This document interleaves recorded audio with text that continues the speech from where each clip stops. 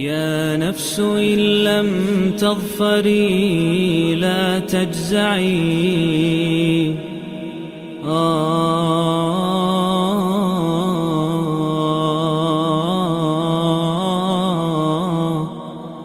يا نفس إن لم تظفري لا تجزعي، وإلى مواعيد جود مولاك هرعي. يا نفس إن لم تظفري لا تجزعي، وإلى مواعيد جود مولاك هرعي. وإذا تأخر مطلب فلربما في ذلك التأخير كل المطمع. فاستانسي بالمنع وارعي حقه، إن الرضا وصف المنيب الألمع. وإذا بدا من ناطق الوجدان ما يدعوك للياس الذميم الأشنع، فاستيقظي من نومة الغفلات وليكن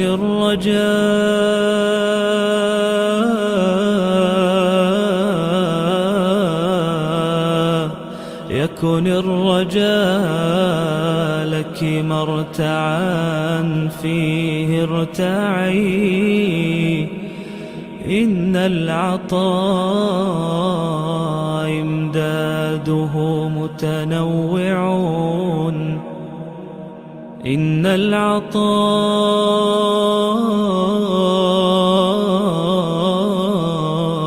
إمداده متنوع. يا حسنه ذاك العطاء المتنوع. وردوا على نهر الحياة وكلهم شربوا، وكم في الركب من متضلع. حاشا الكريم يردهم عطشا وقاد وردوا. وأصل الجود من ذا المنبع، أصل الجود من ذا المنبع. يا رب لي ظن جميل وافر، قدمته وامشي به يسعى معي. يا رب يا رب لي ظن جميل وافر، قدمته أمشي به يسعى معي. كل الذي يرجون فضلك، كل الذي يرجون فضلك أمطروا. حاشاك أن يبقى هشيما مربعي. كل الذي يرجون فضلك أمطروا. حاشاك أن يبقى هشيما مربعي.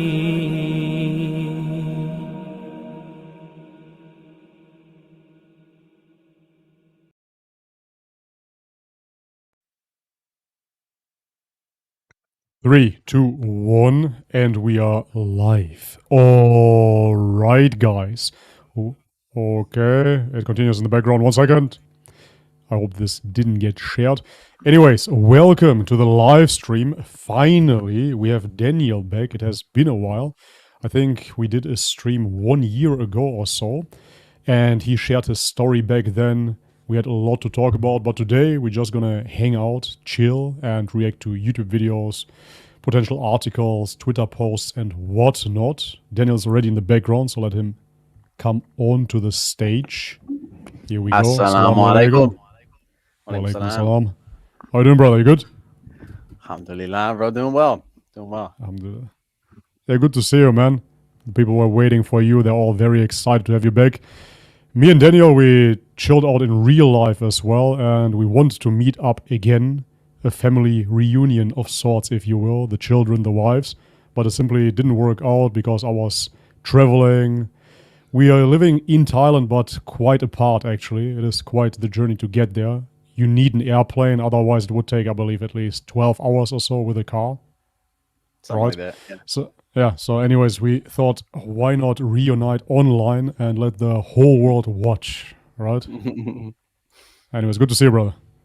Likewise, man. I was thinking, Yeah. it's got to be at least a year since we did the first live stream together. At least. Yeah, I think so. At least. Yeah, Probably I can closer to double 2. check. Huh? Closer to 2 years, probably. Did I revert already when we talked? I don't think so. Okay, so then it has to be closer to 2 for sure. Yeah. Absolutely. A long time. I didn't revert yet. I have to check this out. One second. I don't think so, because I had just reverted, and you reverted maybe a few months after me, I think. Okay, here it is. I mean, it says streamed 1 year ago, but you know how it is. If it is not 2 years yet, it will say 1 year, but it doesn't give you a proper date. I can't see when it was exactly, but might be, yeah. If you open the description, it might say. I'm not sure. Let me see. Yeah, crazy though. Time flies, huh? Time For sure, time man. flies. It feels like For not sure. that long ago. But Nah, man. Especially when you're having kids, time flies very, very fast. I was just For saying sure. that how I asked you what time you want to do the stream. You said when the kids are asleep. I'm like, Yeah. man, that's crazy. Like, I feel like it wasn't that long ago when I was the kid going to sleep, and now I'm the parent waiting for the kid to go to sleep. Yeah, and especially on Sundays, man, because Sundays you have to do something with the family, go place and whatnot. So it's the whole Sunday is dedicated to the family to the very last second, essentially. So they just went to bed right now, and now the old man can stream here. Yeah, One older Same than for the me. other. Same for me. I had to play with my son. He's like a little, especially in the evening. I don't know if you find this with your kids. Like in the evening, like before bedtime, they like go crazy, and then you have to like Yeah, get all their of course. energy out, and then they'll fall asleep. Yeah. It's as if they get like an extra burst of energy, but I think it's Yeah. just pretend because they don't want to sleep whatsoever. Yeah. You know, it's kind of funny because there's two worlds clashing. The parents want to sleep. We finally want to get some rest. And the kids just want the exact opposite. So you're laying there half dead trying to put them to sleep and they just jump on the bed. Then you have to wrestle again. I have to teach him jiu-jitsu moves. Today he mastered the guard. It's amazing. And I bought him a bicycle as well. So we did jiu-jitsu today. We were riding the bicycle as well. Do you have one? Do you have a bicycle, or you just walk with them? Huh? Just today. Yeah. We bought You one go? today. Yeah. I was talking to my wife about doing that. She said, I want a bicycle. I want to ride a bicycle, but I don't know. Maybe a Mine's too young. tricycle. Because For I got a my little son. tricycle for my daughter as well. A tricycle for Oh, my yeah. daughter and a bicycle for my son, yeah. She can ride it? Nah, not really. She can sit on it. No, and really? She has fun, yeah. Yeah. I think Anyways. you can get the little, I don't know, like a seat on the back you can put your kid in while you drive the bicycle. I've seen those. Yeah, for sure. I just checked the date. It's actually the 5th of February 2023. So, yeah, Almost. definitely headed towards 2 years, 1.5 years. Mm. That's crazy, man. Wild. Yeah. Yeah, so guys, today, as I said, we're going to do a hangout, so anything spontaneous that will come up, we will discuss. There is no real schedule to the stream. I was thinking as well, maybe not today, maybe in the future, inshallah. Let's see how it works. But I would like to get some call-ins as well, because I kind of got inspired lately watching some live streams and seeing how people, basically bring in random guests as well. Sometimes it is Muslims, sometimes it is anti-Muslims as well. So I think that would be quite entertaining. So if somebody wants to call in, you can do it today as well, but I'm just announcing this as a future thing for sure. Yeah, but today, Daniel, do you have anything that you want to react to specifically? Guys in the I chat would as say- well, if you want something to react to, shoot the super chat so we see it. Thank you very much I for want the to say support. publicly. I've already told you this privately, but Mm. I just want to say how good of a job you did talking with Grace and Brock. I don't know if Oh, your viewers watched that or not. It was a long stream, but they did, yeah. I assume. Guys, did you watch my live stream? I think they did. If they're watching this live stream, they surely watched the Grayson one as well. specifically Let me the know in the part chat. Grayson. For any of those that don't know, Grayson Brock, he's been interested in Islam for some time now, but he's been really struggling with the idea of like Muslims worship Muhammad basically. And the way that Right. you broke it down to him, Bobby, was like so good. I've never heard a better explanation of that. And how you pinpointed him down. You're like, would you have a problem with the Shahada, including Jesus? And he said no. Would you have a problem with the Shahada including Buddha? He said no. And then you could see him the wheel turning in his head. He realizes, there's something emotional blocking myself from taking the Shahada. So that was really cool. Yeah. Yeah, thanks, man. It was actually absolutely spontaneous, so I didn't prepare anything really for the live stream. I just talked to him. He was pretty talkative as well, so it just flowed. And it came up naturally, because when I was talking to him, I saw that he was afraid of committing to Islam in a way, and especially committing to the Prophet Muhammad sallallahu alaihi wasallam. Coming from a Christian background, ultimately seeing what the Christians did with Jesus, I think that he has this fear and projects it onto us to Islam, thinking that he will have to do the same, worship Prophet Muhammad like the Christians do with Jesus, But yeah, whilst talking to him, all of a sudden it just came up to me and I was like, hey, we talked about Buddha, Jesus. Like, he has no problem with those prophets as prophets whatsoever. And this is what Islam is. So if he can accept them as prophets and he can accept that there is nobody worthy of worship but God, then why not accept the last prophets? Basically, right? And yeah, that's how that came up. But yeah, I don't know how long he's been searching now, because I really didn't follow his channel. It's nothing against him personally or so. I simply don't watch too much YouTube. So I don't know how long he's been searching. Do you know? It's been a while, because I remember I've been actually I noticed him first when he was in Thailand before he even started making content about Islam, because he did a video where he's like, oh, I fought Muay Thai in Thailand and I used to fight Muay Thai. Right. I watch a lot of Muay Thai stuff, so it's like my algorithm showed it to me. Mm. And then I saw not long after that, and I watched that video, and then like a few weeks after, he did the guy reads the Quran and the whole thing at once, and he was still in Thailand then. So let me see if I can find how long ago exactly that was. But it's been a while, maybe a year. Could be, yeah. Yeah, subhanAllah, man, because when he told me that he did that video in Thailand, that was so mind-boggling to me, because he was traveling through Thailand, but decided to do a 18-hour stream or 17-hour stream, just reading the whole Quran whilst traveling. That makes it even crazier, It's If 8 he was months at ago. home, 8 months ago. Okay. That's still within reason, let's put it that way. Now I understand, being on the outside, looking at people, researching, looking into Islam, I get this feeling as well. When will you revert finally? Because when I was on YouTube doing reaction videos, etc., everybody was writing me on a daily basis. When will you revert? Are you doing this for clicks, etc.? Yeah. But I was genuinely still seeking and still had certain doubts, So now from the outside, I know how it feels like looking at Grayson. I'm thinking to myself, man, you already got the message. You read the Quran, you're getting it. What is holding you back? But hey, it's a personal journey and everybody has to go through it at their own pace. Exactly. That's how I feel too. Like, I've had people message me a lot, be like, "Hey, you should talk to Grayson." Specifically because we're both American. He's Sure. fought Muay Thai, and we're about the same age, I think. So we have all these roughly. similarities. How old are you now? Reach out. How old am I? Yeah, right now. I'll be 27 next month. 27. Yeah, in the same ballpark. How old He's is he? 22. Do you know? He's 22. Yeah, he's very he's young. way younger than me. Yeah. Okay. Cool. Way younger. 5 years. 5 years. So yeah, everyone was telling me, reach out to him. I didn't do it because I'm like, I know how overwhelmed he is right now. He's getting messages from every single angle from Muslims, trying to educate him and trying to, help him. Sure. I'm like, I'm just going to be a drop in the ocean.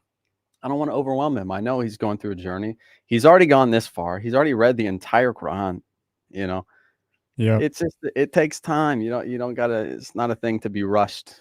So and then subhanallah, somebody mentioned my video in the stream you did with him, and then he saw Yep. my video and I want to do a stream with him. So yeah, I've been messaging with his team, and we're gonna try and figure out a day and time to do that. So that should be good. Amazing. Yeah, you hear it here first. Spoiler. Because I saw that he reacted to a video of yours after our stream. I was in the kitchen, I was making a steak, and the stream kept on running, and then I overheard it. I was like, oh, they're talking about Daniel. Let me have a look. And then I saw that he resonated a lot with you because of Muay Thai as well, just as you mentioned, being from America, etc., etc. And then I wrote him right away, and they definitely want to set something up, So now he's definitely keen on talking with everybody, and I believe that you can really relate to each other. Because, yet again, Muay Thai, Thailand, America, you will definitely have a lot to talk about, I'm sure, inshallah. Yeah. No, I feel like he'd be a good friend of mine. Like just watching his videos, I feel like came from like a pretty similar background. It's like middle class America, kind of similar, went through a similar education and had similar media growing up and stuff. So, I just would just kind of understand each other, I think. Yeah, for sure, for sure. He's a laid back guy. You will have a lot to talk about. And I believe that's really important to have people that you can relate to in this journey, because he described to me being in America now, and when he went to the mosque, he was the only white guy. So it can be very bewildering, and you might think to yourself automatically, yeah, well, Islam is not for me, right? Because everybody around me is not like I am, so therefore it cannot be for me. This is just human nature, You have to relate to some extent at least. And this is why when he sees more and more white reverts, it will make even more sense to him that it's not some fringe brown religion, as they say. Right. It's true. Yeah, you can feel like I don't truly fit in here. These people are from, their heritage is different countries than mine. They look different than me. So yeah, having somebody that come from the same place and looks similar to you, it can ease your nerves a little bit. Yeah. Yeah, absolutely. When I was researching Islam and I was researching the politics on the Balkan, when I re-looked into the Bosnians, for example, which are our neighboring country, and they're ethnically pretty much the same people. There's not much of a difference, if at all. It's like Dutch people and German people. It's pretty much the same kind of gene pool. And once I saw Southern Slavs actually having a Muslim nation, I really changed my perspective on Islam completely, right? Just through that aspect already. And then further researching, I actually found out that they're Macedonians, quote unquote, just like myself. Actually, roughly 10% of the population in Macedonia are Muslim. So there are Macedonians that are Muslim as well. It's just not the majority. I always thought it's just the Albanians. But when you find out such things, it makes it much more relatable. It is what it is. It's just I know you nature. didn't spend like a ton of time in Macedonia growing up, but did you ever like see Macedonian Muslims or like have interactions with them? Do you have any memories of that? I do, but I didn't see them in Macedonia. I saw them in Germany, actually. Oh. And for me, it was... I mean, we didn't talk too much, but there was a lot of bias because of my parents, and they would just tell me, yeah, but they are Turks. And I was like, okay. And then I talked to them, and they spoke Macedonian. They looked like us. They're like, yeah, but they are Turks, Turks in Macedonia. But that's not true. And then I asked questions, and they told me that they're Torbeshi, that's how they're called. But they're the same ethnicity, exactly the same ethnicity. They're simply people that, during the time of the Ottoman Empire, accepted Islam. That's it. And once I realized that, it made even more sense, but not back in the day. Back in the day, I didn't understand that in Macedonia, you have a lot of racism, a lot of prejudice. Essentially, from city to city, they have slightly different dialects, and they declare each other as absolutely crazy and hate each other. It's almost like football teams, but really, neighboring cities hate each other. It's a 20-minute drive, and those people, they're insane. Don't go there, And then let alone other countries, let alone other ethnicities, they're still very, very backwards. Not all, of course, but many people, unfortunately, are. But they're really like super similar, aren't they? Yeah, of course. I mean, it used to be one country, Macedonia, quote unquote, Serbia, Croatia, Bosnia-Herzegovina, Slovenia. It used to be Yugoslavia. So it was one big country. And then it just fell apart, at the 90s, basically. So yes, I always say, if you look at Europe and you look at France, for example, or Germany, France or Germany, they're roughly the size of the whole Balkan all of those small mini countries. And just on a DNA basis, it's impossible for people that live in such a close proximity to be ethnically so diverse. Like they're acting as if somebody is a Asian person and the other one is an African. They always have the derogatory terms, you know. For example, the Bulgarian, they are Tatars, you know, they're Mongols. It's like, bro, they do a DNA test. They're exactly the same. What kind of Mongols, you know? Yeah. That's crazy. Then the Greeks, they're Africans. They're all blacks. I'm like, what? How is that even possible? The border is right there, you know? It's insane. So there's so much prejudice on the Balkan. Like here in Southeast Asia, like specifically like Thailand, Burmese, Cambodia, even Laos kind of gets thrown like because of the history. This is the same kind of thing. Just history and fighting and stuff. They like hate each other. But I'm like, you guys look basically exactly the same. You know, your cultures are like very similar. And they always fight over like, oh, this is Thai food, or this is, you know, boxing originated here. Or this style of boxing is actually from us. They always fight about this stuff. I'm like, you guys are all doing the same thing basically. It's just like you call it different things, you know. Yeah, it's absolutely insane. We have exactly the same thing on the Balkans. Who invented cevapcici? Okay, cevapcici, the Serbians. It's a meat dish. It's minced meat dish, you know. So was the Serbs, was the Bulgarians, was the Macedonians. But then you look into the word, cevapcici comes from cevap, and cevap comes obviously from kebab. So therefore the Turks brought it, you know.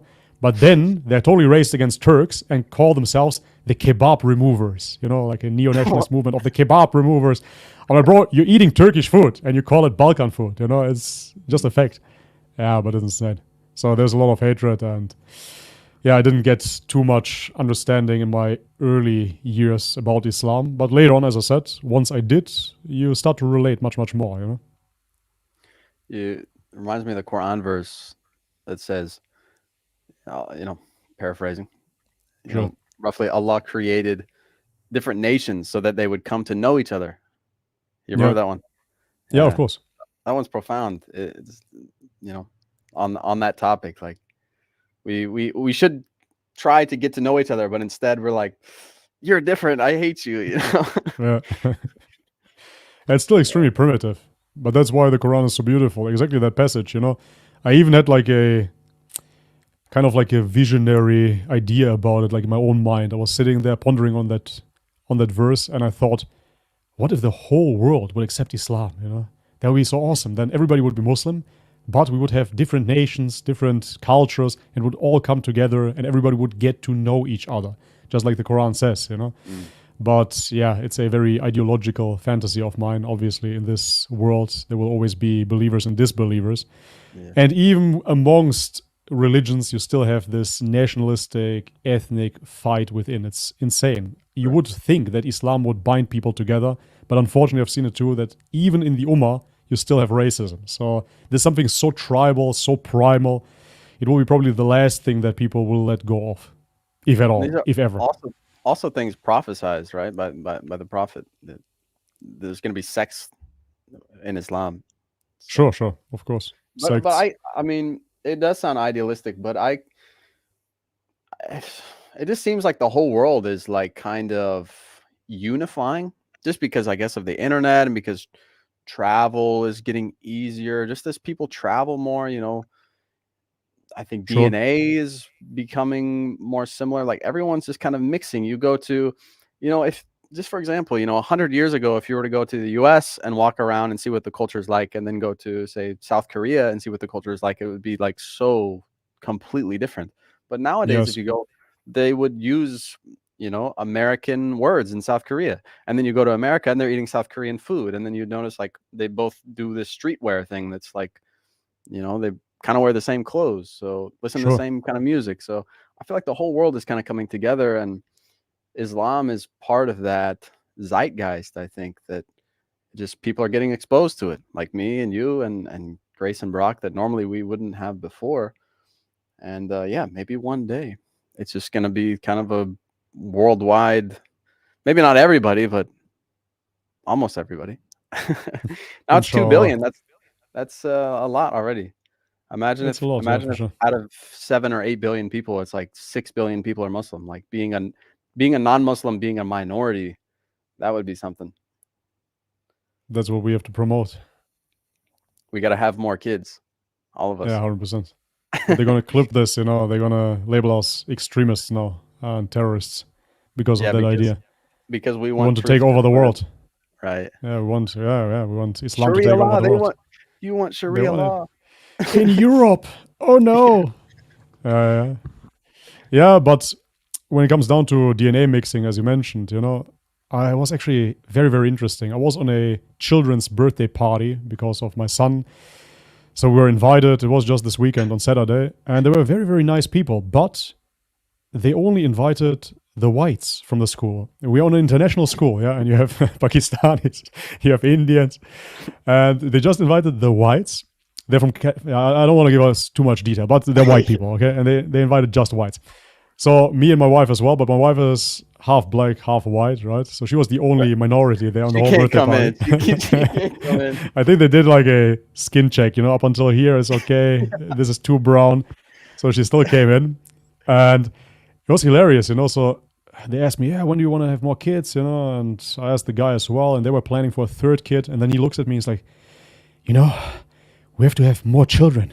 You know, us Europeans, you know. I'm like, yeah, bro, I'm like, go for it. You know, he's like, yeah, we are not enough, you know. And then the whole birthday party, honestly, was just about nationalism, the woke agenda, the white population is dying, etc., etc. And it was so bothersome because I realized, well, it is always the same subjects, but there is no solution. Before Islam, I was interested as well in conservative politics, the right wing, nationalism, etc. But you see the people that are just complaining, and they're not offering a proper solution whatsoever. It is a godless society, and because of this godlessness, you have the trickling down effect into everything else. Be it, for example, not producing many children, right? You have, for example, Vegan Gains on YouTube. First he goes vegan, right? Then he opens up an OnlyFans, gets a vasectomy, and gets himself out of the...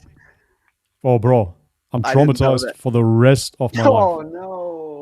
No, because one day I wake up and I open up my Facebook Messenger, which I'm really not much on. But anyways, I open it up because I see a message. And the first thing I see, guys, please close the ears of your children right now. Okay, it's going to get explicit. So there's just a guy that sent me a random picture of Richard, Vegan Gains. Bro, you can't make this up. You can't believe this, honestly. Bending backwards with the butt basically to the camera and stuffing a big black dildo into his butt by himself and filming himself, right? That's what I saw.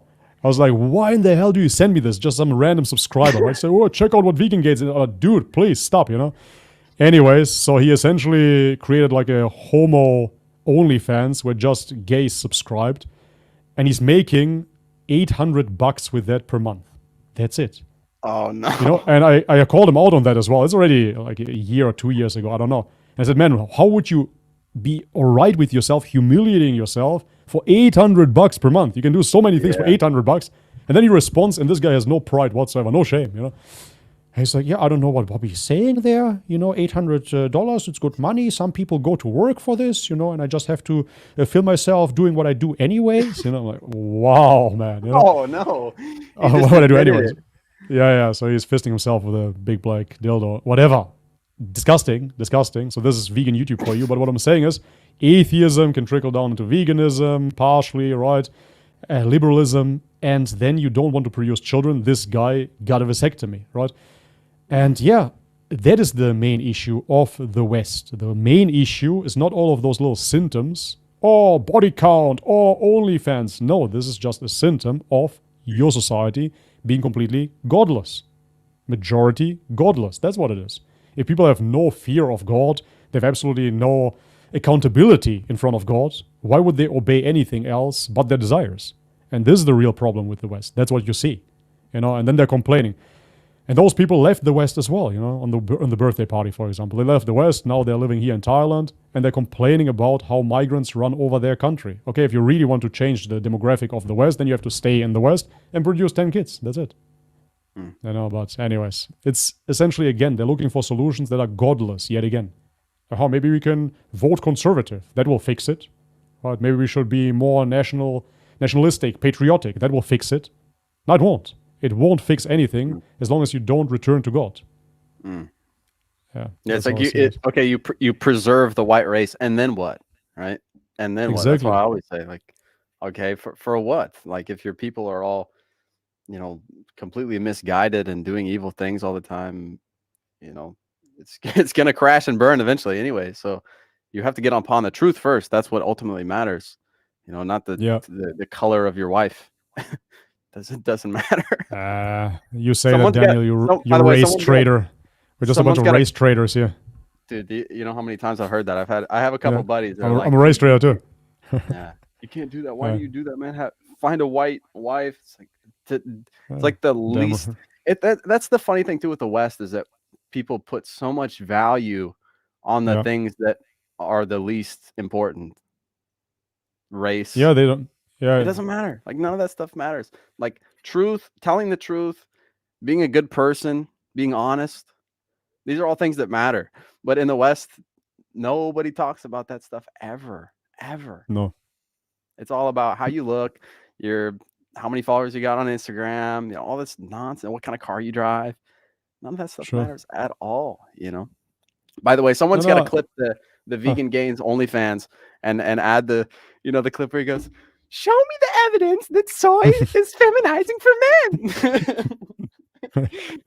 You are the evidence, bro. You got a gay OnlyFans. Yeah, the evidence, boy. Yeah, but they don't see it. It's quite interesting. They really have totally closed eyes. They are oblivious to everything, and they have no pride whatsoever. It's so shameful. From the Balkan, those people still have a lot of pride.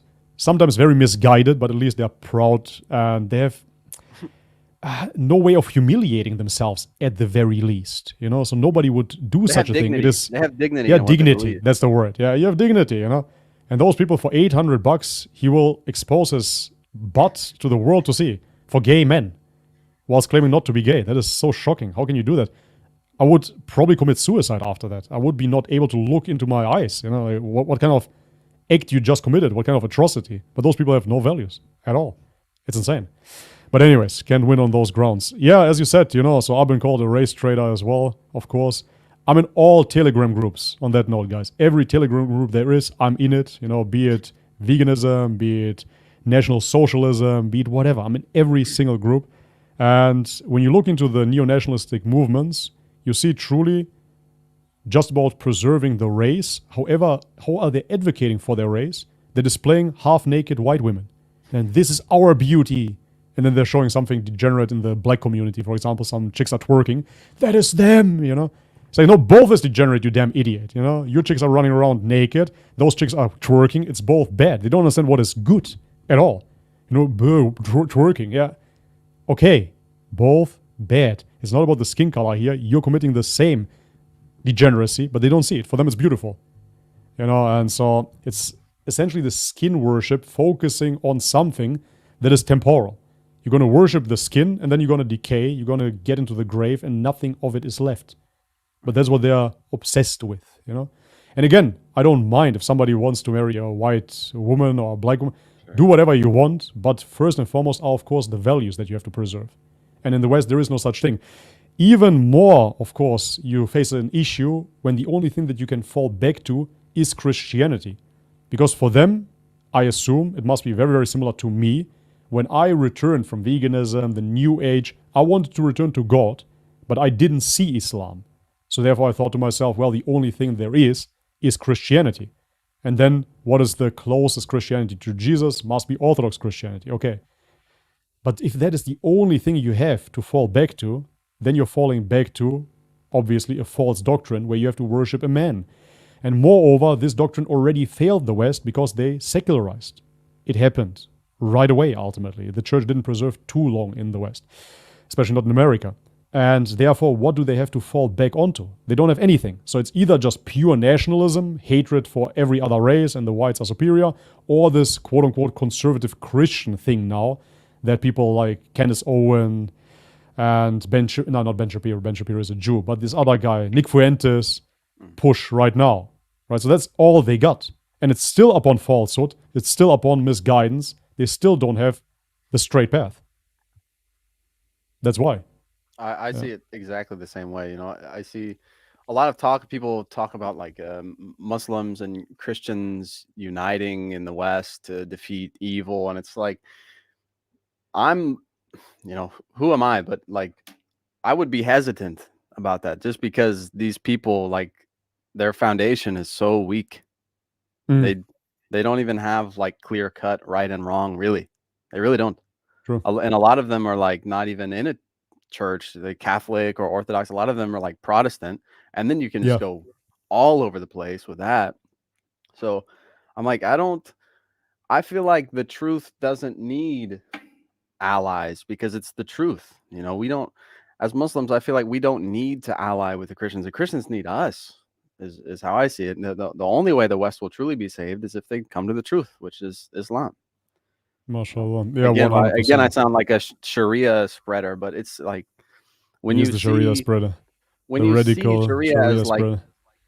when you see Sharia as evil terrorism, what I said sounds bad, but when you see Sharia as God's law, which is what it actually means, then it makes sense that you would want to see it spread. Of course. Yes, of course. No, that's a very, very good point. At the same time, I'm not talking about an alliance here. I personally simply don't want to see much more infighting between the Christians and the Muslims because I see it as a huge distraction. So, for example, if you have people such as David Wood or AP, they're of course always fueling the fire and they want ultimately the Christians and the Muslims to fight, right? Be it just on a debate level. But it's such a huge distraction, of course, of what is truly going on. That's just what it is, right? And this is why you see, of course, that Christians that are following the anti-Islam rhetoric, they're, of course, in support of Israel, Zionism. I said it before, 90% of Zionists are American Christians. That's what it is, right? And so therefore they are so severely misguided that they are teaming up with the wrong people.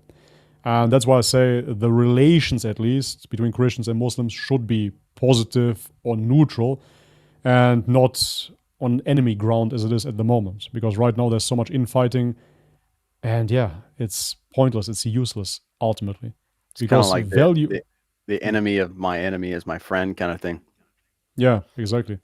But this is how the Christians and the Zionists see it at the moment. That's how they see Right. it. But it's like Yeah, they've been duped. It's, It's like actually yeah, it's all twisted up. exactly. They're all twisted up. They're completely blinded. Yeah, exactly right. But if you say more, then you're, again, absolute radical terrorist, ISIS supporter, probably. Yeah. That's how it is. But when it comes down to the Christians coming to the truth, it is important as well to realize that because you see people such as Andrew Tate, he accepted Islam, apparently, whatever. But then he surrounded himself by a lot of those conservative Christians. And now, at least from what he's saying online, ideologically, they really pulled him into their belief systems. That's really what it is. Aside from him worshipping Jesus on Eastern, that's another video clip that we saw. Have you seen that? Really? Mm. Yeah, that was kind of crazy. Is he in So, a church or something? yeah, I mean, he was still at his home. And then he says, hey, just a bunch of guys driving with their supercars to the church, worshipping Jesus. Hey, let's do that. And so they took their supercars and he, yeah, oops. committing the number one sin in my religion. Oopsie. Let's do it. Yeah. Why not? Let's do that. Let's do shirk today. Yeah. and record it and talk about it. And Yeah, record it, and that's post it. something. Yeah, anyway, so that was kind of crazy. But aside from that, just when we speak about political ideologies, he partnered up with people like Candace Owens and the rest. Yeah. And now he has the same narrative, you know. He was in favor of Tony Robinson as well. And that then in turn led to the riots in the UK. So very right wing again, you know, preserve Europe for the whites, even though he's mixed himself. So yeah, very, very strange, but it happens when you partner up with such people. As the Quran says as well, the Christians and the Jews will only accept you if you believe like them, you know, paraphrasing here. But that's really true. Like, they really only accept you if you truly are like them. Every little detail, man, I swear, I saw it again, like in the last couple of weeks here, being surrounded by so many non-Muslims due to the school of my son. When you don't drink alcohol, for example, okay, you have to say, yeah, I'm driving, you know, yeah, okay, just a glass, like, If you say, I'm not drinking because of Islam, man, they're gonna hate you. You know? They look at you in disbelief. What is going on here? Why? If you, however, would say, for example, hey, you know what, I'm an anonymous alcoholic and I beat the addiction, you know, they will give you a thumbs up. That's great. That's fantastic. Keep on going, champ. You know, but if you do it for the sake of religion, man, you're an absolute just alien to them, you know. So they will only accept you if you believe just like them. And in this day and age, it is believing like them, ultimately not truly believing. So kind of having an alliance under the premise of Christianity, but not really being so dogmatic about it. That's how the Christians believe nowadays. And if you're not so loose like them in their faith, then you're of course extreme. That's the only way they can see it. Yeah, you could definitely see that when Andrew Tate became, you know, he testified that he was a Muslim. Yeah. You could see the right wing, like people like Candace Owens and all these people like freaked out. They totally freaked out because he's so influential, you know. And if you were to really go both feet in on Islam, it would have really made a lot. I mean, it already did expose a lot of people to Islam, but like, you know, I don't personally feel like he's both feet in. I feel like he's, like you said, he's kind of 1 foot in, 1 foot out a little bit. You know, who am I to judge? But they freaked out, and I think that who knows what his reasoning is, but they, like you said, they seem like they kind of pulled him back out of it. I wish he would just go for it. He should have. You can never do that. You can never do that with anything in life. If you're gonna do something, you need to go both feet in. You can't just halfway it, because then you're screwed. You're not on anyone's side then. You're nowhere. Yeah, absolutely. Actually reminds me of... Go ahead. No, because you were in the vegan scene as well. It reminds me of John Venus. Because John Venus, he was back and forth. So he was vegan, then he started speaking good about the carnivores. He wanted to please both sides. And like this, his channel got completely destroyed. Because in the end, nobody wanted him anymore. Right. Like when he started speaking out against veganism, the carnivores, they were waiting for him with open arms. But he didn't fully commit. And then he was back, forth. And in the end, just everybody dropped him. So you need to be polarizing. People need to hate you in order for you to have another group that truly loves you. Otherwise, it doesn't work. You need polarity. Otherwise, you stand for nothing. You know, it's kind of funny because he made this phrase kind of popular when he says, you have to stand for something. Otherwise, you fall for anything, right? And yeah, now he's not really standing for anything. It even says that in the Bible, doesn't it? I think it's even supposedly a quote of Jesus. He says, I hate you because you're neither hot nor cold. You're lukewarm. Yeah. Remember that? Lukewarm Christians. Yeah, true. Yeah. You have to be hot or cold. It's like, if you're going to be a Christian, then do it. If you're going to be a Muslim, then do it. Like, go all in, man. Absolutely. Did you see the Candace Owens and Shmuley dealy? The first 10 minutes or so. Did you? The first 10 minutes. I mean, Shmuley was just schmooling around. He was just crying and playing the victim card, as always. They can do that quite well. How can you say? How can you declare I'm mentally ill? Mentally disturbed. Whatever. Have you seen I think it's an Ari Shafir. You know Ari Shafir, the comedian? Yeah. Joe Rogan. From Joe Rogan, yeah. I'm pretty sure it's him in a grocery store, like in New York, in like a Jewish grocery store. And he's talking to some Jewish man. And he's like, he goes, why do you all sound like that? You all sound like such victims. Ari said that. I'm pretty sure, but he's Jewish, isn't he? Ari Shafir is Jewish himself. He's Jewish himself. I guess that gives him the pass to do that. That's why it's still on YouTube. You can get away with it, yeah. No, I didn't see that. Anyways, we have some super chats. Let me just go through them real quick. Abu Salmani, he's always here, and he's always saying, Quran only, Hadith, no. Daniel, what do you say about that? He says, what's his name? I think I've seen him. Abu Salman. Yeah, I know him. Yeah. Yeah, he's on many channels. On Grace and Brock as well. He always comes. Thanks for the support, bro. But he always reminds us, Quran only, Hadith, no. Only. Yeah, that's a whole rabbit hole, isn't it?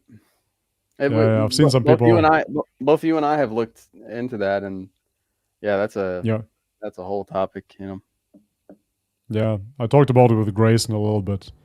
I saw that. Yeah, told him not to worry about it. My talking points are basically that, yeah. Now, of course, the Quran has authority, obviously, but that is like that in every school of thought.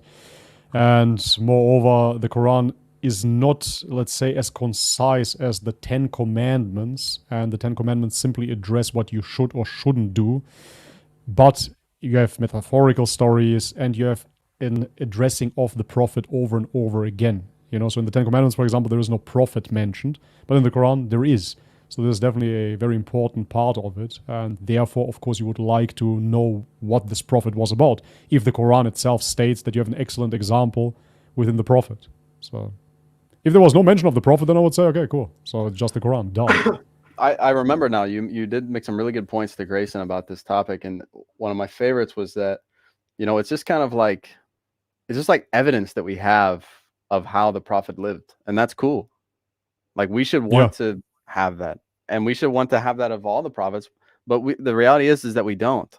And I think that fact is kind of what maybe people like Grayson don't realize. Like, why do you follow what Muhammad did so much? It's like, well, because we have like a literal ton of evidence of like almost every detail of his life, and he's literally a prophet of God. So, it's, again, it's not always obligatory that you do things the way that he did, but it's good because he's a prophet of God, and not everything, this is like a whole science, right? Like, just because the prophet rode a camel doesn't mean we have to ride a camel, but when it comes to religious matters. I went to the desert to pray. It was amazing. Did you? On the sand? On the sand. With no carpet, just in the sand. In the Arabian desert, with my forehead on the sand. Maghrib time, when the sun was setting. Best prayer of my life. Really? It was unbelievable. The connection was unbelievable. Barefoot in the sand, just bowing. Wow. It was amazing. Really the best prayer I've ever had. Was it quiet? Did it feel quiet, the desert? Completely, man. Of course, you're in the desert. Yeah. It's totally quiet, yeah. With camels I've never around been in the desert like that. I mean, I went to Mecca, Medina, but like I was always like in the masjid, so I never went out to the desert. I thought that'd be something. Yeah. How'd you get out? How'd you get out there? Did you drive out there or what?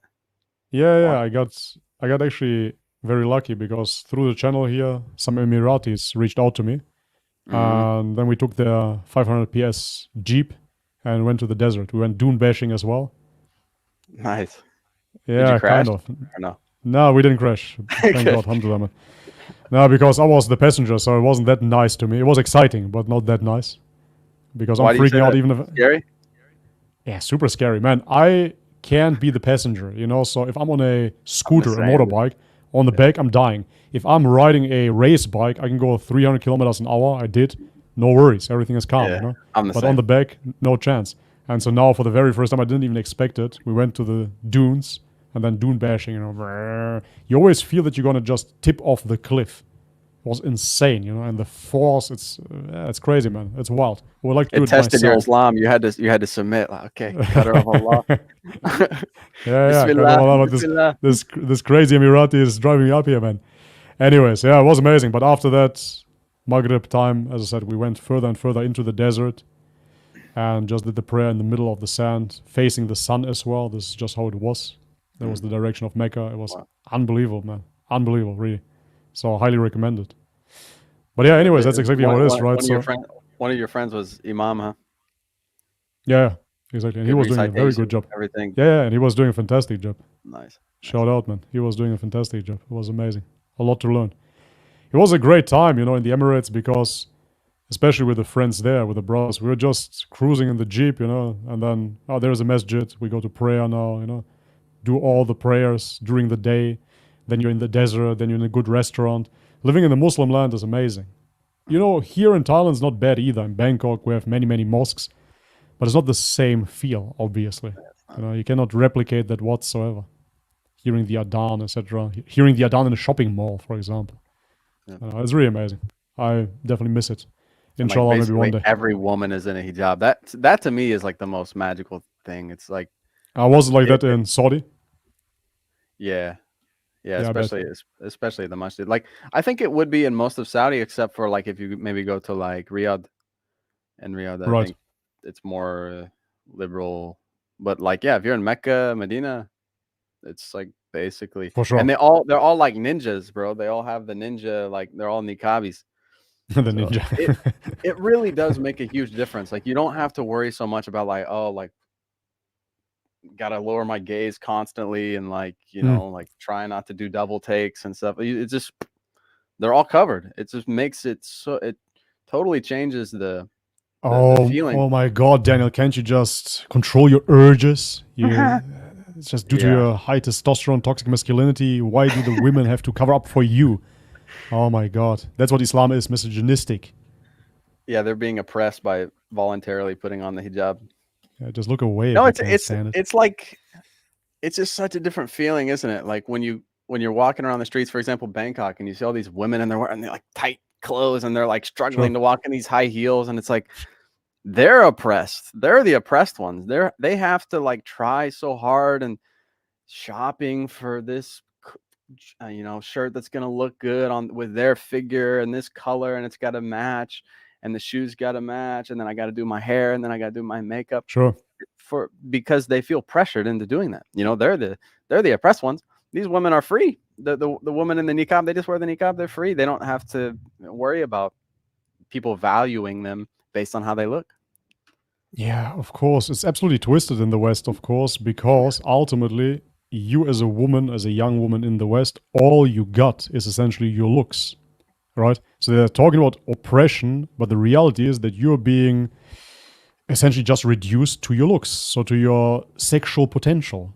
That's what it is, right? So nobody is wondering about your character, about your values. Nobody is caring about that. They just want to see you in half-naked clothes. That's what it boils down to. And they think somehow this is liberating and this freedom and like that they're not oppressed. But how is it being subjugated to the looks of horny men not being oppressed? That's the worst thing you can do. But they don't see it that way. They don't understand it. It's quite amazing because I talked to many women during my lifetime and they really are so naive. The majority of women are very naive when it comes down to how men truly tick. And that is, of course, understandable because they don't have to deal with those hormones. They don't have the testosterone, so they don't understand how men really see the world. That's why still many women to this very day believe that they can have a male friend. He's just a friend. It's absolutely impossible. It's completely impossible. And that has nothing to do with misogyny. This is just realism. And the women in the West are so brainwashed ultimately due to their weak men that ruined the country, weak fathers that don't mind, essentially youth, they don't mind that their daughter is going out with a mini skirt, with the hot pants and whatnot, and therefore they don't understand it. Because if the father already allows you to go out half naked, then it can't be too bad, right? So I'm sure there's another guy out there just like my dad that doesn't really care about it. But everybody cares about it. I'm already afraid of my daughter becoming a woman and then wearing, God forbid, astaghfirullah, but just a bit shorter clothes. Like anything that exposes the figure. I don't even want to see that as a father, that's for me repulsive. Keep that to the women, keep it with your mother, that's not what I want to see at all. So inshallah she will be covered, But that's not how the West sees it. And that's why, because of their weak men, they truly assume that those weak men don't see it that way. But they do. They're just weak and pathetic and they're hiding it, but they're lusting after you. That's what is going on. Every man is lusting after a woman that is running around half naked, and they don't have the concept of lowering the gaze. Women really, you're exactly right. They really don't get it. They really don't understand what it's like to be a man and to deal with the man hormones. It's insane. It's like if you're fasting, think about if you're fasting and you're like really hungry and then you start getting in like, oh man, I want to like eat this and I want to like eat that and I want to eat that. And then you're like, you're walking through a grocery store while you're fat. It's kind of like that, but like 24/7. Like I wish women would understand that's like the extent of what it's like, That's a great example. Yeah. And I think that's just horny Daniel, guys. That's just horny Daniel. Nobody else thinks like that. I'm not like that, guys. No, by the way, I'm 6'5". Millionaire, young money. I think in the West, actually, I think traditionally fathers actually had that, natural wanting to cover up their daughters, but I feel like it was filtered out. I remember as a kid, that was kind of like made fun of, like, oh, you're just silly dad, like. They would like always in the movies, it'd be like, you can't wear that, go back in your room. And they'd like make them like violent and like angry. And I think they kind of like filtered that out of the society that way. by depicting the father that has that natural nature to cover their daughter as like some angry or like extreme kind of figure, abusive, you know. 100%. Yeah. No, that's what Hollywood does, of course. We talked about this with Grayson as well, the father figure, how it is depicted, right? So we grew up with The Simpsons, Homer Simpson's a total loser, eating donuts, Then you have Then you have Peter Griffin, you have Al Bundy and whatnot. So all the father figures are just emasculated. They all hate their wife and whatever. Alcoholics, junk food addicts. That's what the father figure became then, you know, and therefore, yes, Hollywood has a huge impact, of course, on this world. Ultimately, when people see other people doing certain things, it becomes normality. Normal is what society does. That's it. It doesn't mean that it's right, it's just normal. For example, the testosterone levels of men allegedly have been dropping since 1987. So now they dropped by 37%. And now you have a new normal, right? So when they check your reference range and you're at 500 nanograms, they're going to tell you that's normal, that's okay. Yeah. But back in the day, this would be the low end, right? But normal, again, does not mean true, does not mean right. It simply means what the majority at the moment has, what the majority at the moment does. And that's how they normalize, of course, through social media, Netflix, Hollywood. That's what the onslaught brings. This is why you see many Muslim countries as well having an issue because of social media. And Netflix. They show them a different life. Yep. Right? You can be just like Friends. You can be just like this. You can be just like that. And they start copying it as well, unfortunately. But anyways, hey, I have to read out the super chats before we go on. One second. Okay, we have one by, I think that's Turkish, Erküment, 23 euros. Thank you very much. We have a super sticker. By Mustafa Bevrnya, we have 5 BAM, whatever that currency is, I don't know. From Bosnia. Cool. Thank you very much. Hvala brate. I just want to hear you say Assalamu alaikum as if you are reading it in Macedonian. Letter E like in word elephant. Salam from Bosnia. Okay, I never pronounced it in Macedonian. I would have to make it up now. So you say it is Assalamu alaikum. That's how we would say it in Macedonia. Something new. So I haven't been back to Macedonia since I'm Muslim. We'll see how they pronounce it there. Assalamu alaikum. Okay. Pozdrav, brate. Hvala. We have another one as well. One second. They're just like animals, says Hytham X. So I think he's talking about the West. Not everybody, but many unfortunately are. Then you have this prejudice as well, you know, that everybody's just an animal there. We have Strawberries. Send me 7 dirham. Thank you very much with the popcorn sticker. Appreciate it. And we have Asta Anzu, $2 Australian. Have you ever considered being a debater? Honestly, no, not really. Okay, maybe consider it. But at the same time, I think the work that you have to put into preparing debates doesn't really pay off. I know that debates are something that many, many people want to watch. It is entertaining. But we are in such a time where the debates never lead to truth between the debaters. That's what I noticed, and that's why it's so frustrating to me, because people come there, they come very prepared, and now we're just battling back and forth. We have our times, but nobody's really listening. I see that people simply want to bring their points across, and then in the end, the Muslim goes back as a Muslim, and the Christian goes back as a Christian, and that's it. And their audiences, the Christian audience will say, yeah, W Christianity, and the Muslims will say W Islam, whatever. And in the end, it doesn't seem like it's truly a benefit. So I haven't seen many good faith debates, let me put it that way, in order to be very interested in it. I think you have to look at it more of like, almost like a sport.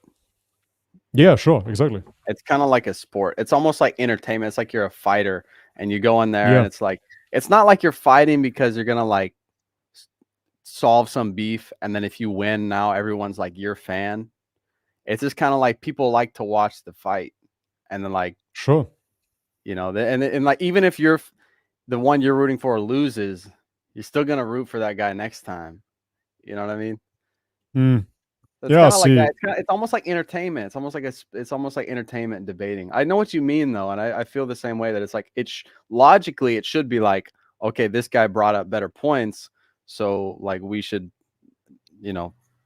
accept that and be like, this guy won the debate and move on. But it's not really like that. It's more like a sport. Yeah.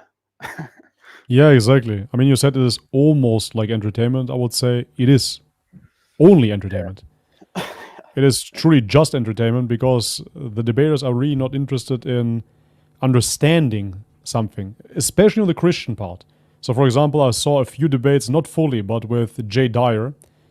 And on that note, yet again, I like Jay. I find him funny. I find him hilarious, actually. He has some skits and he produces music as well. He's funny. He is funny. But when it comes down to debating, it's either very dishonest or he simply really doesn't see it. I don't know. But he never admits, that his points are flawed whatsoever. He simply tries to hammer them home over and over again with this kind of cocky attitude. But we are ultimately talking about three potential. Or is it I say? Is it I say? Yeah, that was it. Is it I say? Is it I say? Shirts have parts. There were some good quotes from that one. It's hilarious. It's really fun to watch, but that's what I mean. It is truly just entertainment. So what does it bring you now? Like, is it I say? So obviously the guy doesn't know what I say means in this regard, and now what? You flexed on him because you know a French word, and now what? What does it lead to? You gotta remember though, Bobby, like that's how you see it, but like there's somebody out there watching it that might actually change their mind. Sure, I agree. That does happen. There's somebody out there that's some young man or young girl that's like a little bit unsure, and then maybe they watch you debate and they go, oh, I never heard that point before, and that actually makes sense. Fair. But of course the person you're debating is not gonna like, holy crap, you're right. Like that's not what I'm saying. What I want to see is not that the person says like, okay, you're right, but the person to be essentially transparent and open with their points and admit ultimately when a good point has been made. When you're sparring and somebody like punches you and you kind of smile like, yeah, exactly. Kind of like that, I would enjoy that more. Because I like when somebody... Some guys like... they get angry. Or they'll talk crap afterwards. Be like, I'll let you get that one. It's like, no, that's my attitude towards it. So I would rather like to see, okay, we're exchanging here, we're battling ideas, but at the same time, we're open to critique, and there's certain things that we have to rethink then again. Otherwise, we never reach truth. But yeah, that's not what I see. I do think debates. You have very good talent, though, Bobby. You're knowledgeable, but you're also a quick thinker, and you give good metaphors. You give good metaphors that help people understand things easily. So I think you would be a good debater. But yeah, you just have to get over that like annoying dishonesty and just I think maybe if you just look at it like it's a sport and it's not like that serious, then maybe I think you'd be good at it. I'll think about it. Thank you for your words. I'll see. Because as you just said there with the metaphors, etc., this is something that I get into when we are openly discussing a subject, for example, with the Grayson stream yet again. So you're talking about, and then you can give a metaphor because the guy is genuine, he wants to know. But in the debate, oftentimes people just don't want to hear it. It's like, okay, man, then it feels like you're wasting my time. It feels like you're talking to a wall. Yeah, exactly. So, yeah, again, inshallah, maybe someday, we'll see. We have another super chat again by Abu Salman, and he says, Allah also says Ibrahim is an excellent example. Okay, where is his hadith? Yeah, okay, that is actually very easily explained because we know about Ibrahim and his story about sacrificing his own son, right? Or wanting to sacrifice for God. So there is a story that we have about Ibrahim, and therefore, of course, he's an excellent example of how to submit your will to God. So I don't see that as a contradiction whatsoever. Because within the Quran, there are not many stories or descriptions about the Prophet as we do about other prophets. For example, Ibrahim yet again. So therefore, how is that a contradiction? Another super chat again by Abu Salman. The answer is both. Muhammad and Ibrahim example is in the Quran. Definitely not as explicit. No chance. Okay, Erchument, $6. Thank you very much. No place for. I Yeah, just want what? to address that. Like, I don't think any Muslim would have a problem, following the Sunnah, the way of Ibrahim. But the reality is, we don't have evidence. How are we going to follow the Sunnah of Ibrahim without evidence of his Sunnah? You can't. The only Islam is based on evidence. You have to have evidence for what you do and what you say. That's laid out in the Quran to like verify news before you pass it on and these kind of things. So like, yeah, I think it's an okay point that Ibrahim is a good example for us, but we don't have evidence of what he was like and what kind of things he did. Yeah, but we do have, again, we have Surah Ibrahim, so there is quite a bit of There's some. explanation within the Quran. And moreover, there are some hadith. I'm not too sure exactly in which books, but there's some hadith about Prophet Ibrahim, may peace be upon him as well. And therefore, we have Islamic material on the Prophet Ibrahim. So not to the extent of the Prophet Muhammad, but nevertheless, the Quran saying that Ibrahim is an excellent example for us as well, that is not a contradiction to following the Sunnah of the Prophet. It, Right. if Exactly. anything, confirms it. So yeah, that's again Quranist logic. Daniel wins the trophy of having the coolest dad ever. Ah, yeah, we didn't even discuss that, man, says Abu Salman. Kudos to that. Yeah, mashallah, man. Alhamdulillah, your father revered as well. It wasn't too surprising because he was looking into it for a very, very long time now. But still, man, to have an American dad and he becomes Muslim, that is amazing. I mean, it's the exact opposite of my family because I still don't talk to my father, and your father became a Muslim. That's unbelievable. How do you feel about this? Well, it is pretty crazy when you think about it. Like, yeah, when I first told my dad that I was a Muslim, it like actually shocked him, and I don't think he really liked it. I don't think he wanted to hear that. He didn't say that. He didn't nag me or anything like that, or even say anything kind of backhanded. I could tell it like really surprised him to the extent where it's like he was a little bit scared or something. He said something like, when I told him I was a Muslim, I became Muslim. He said something like, "Man, like, God always gives me something crazy, like when I'm at the crossroads of my life or something like that." But I just, I didn't push it on him too much, and he just kind of started connecting dots. My dad likes to learn about stuff. My dad likes to learn about stuff, and I think that's what from his side, ultimately all guidance comes from Allah, but I think from his side, he put effort into learning about it. And he has the ability to be logical and rational and to accept something that's true even when it may be like emotionally uncomfortable. So I think that's what allowed him to become Muslim.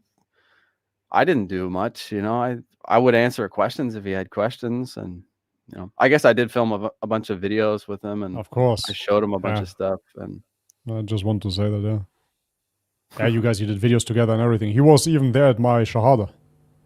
yeah, he was. Yeah. He wasn't was there. he wasn't a Muslim. He was around Sheikh Uthman. Your dad was around Sheikh Uthman. Yep. Right.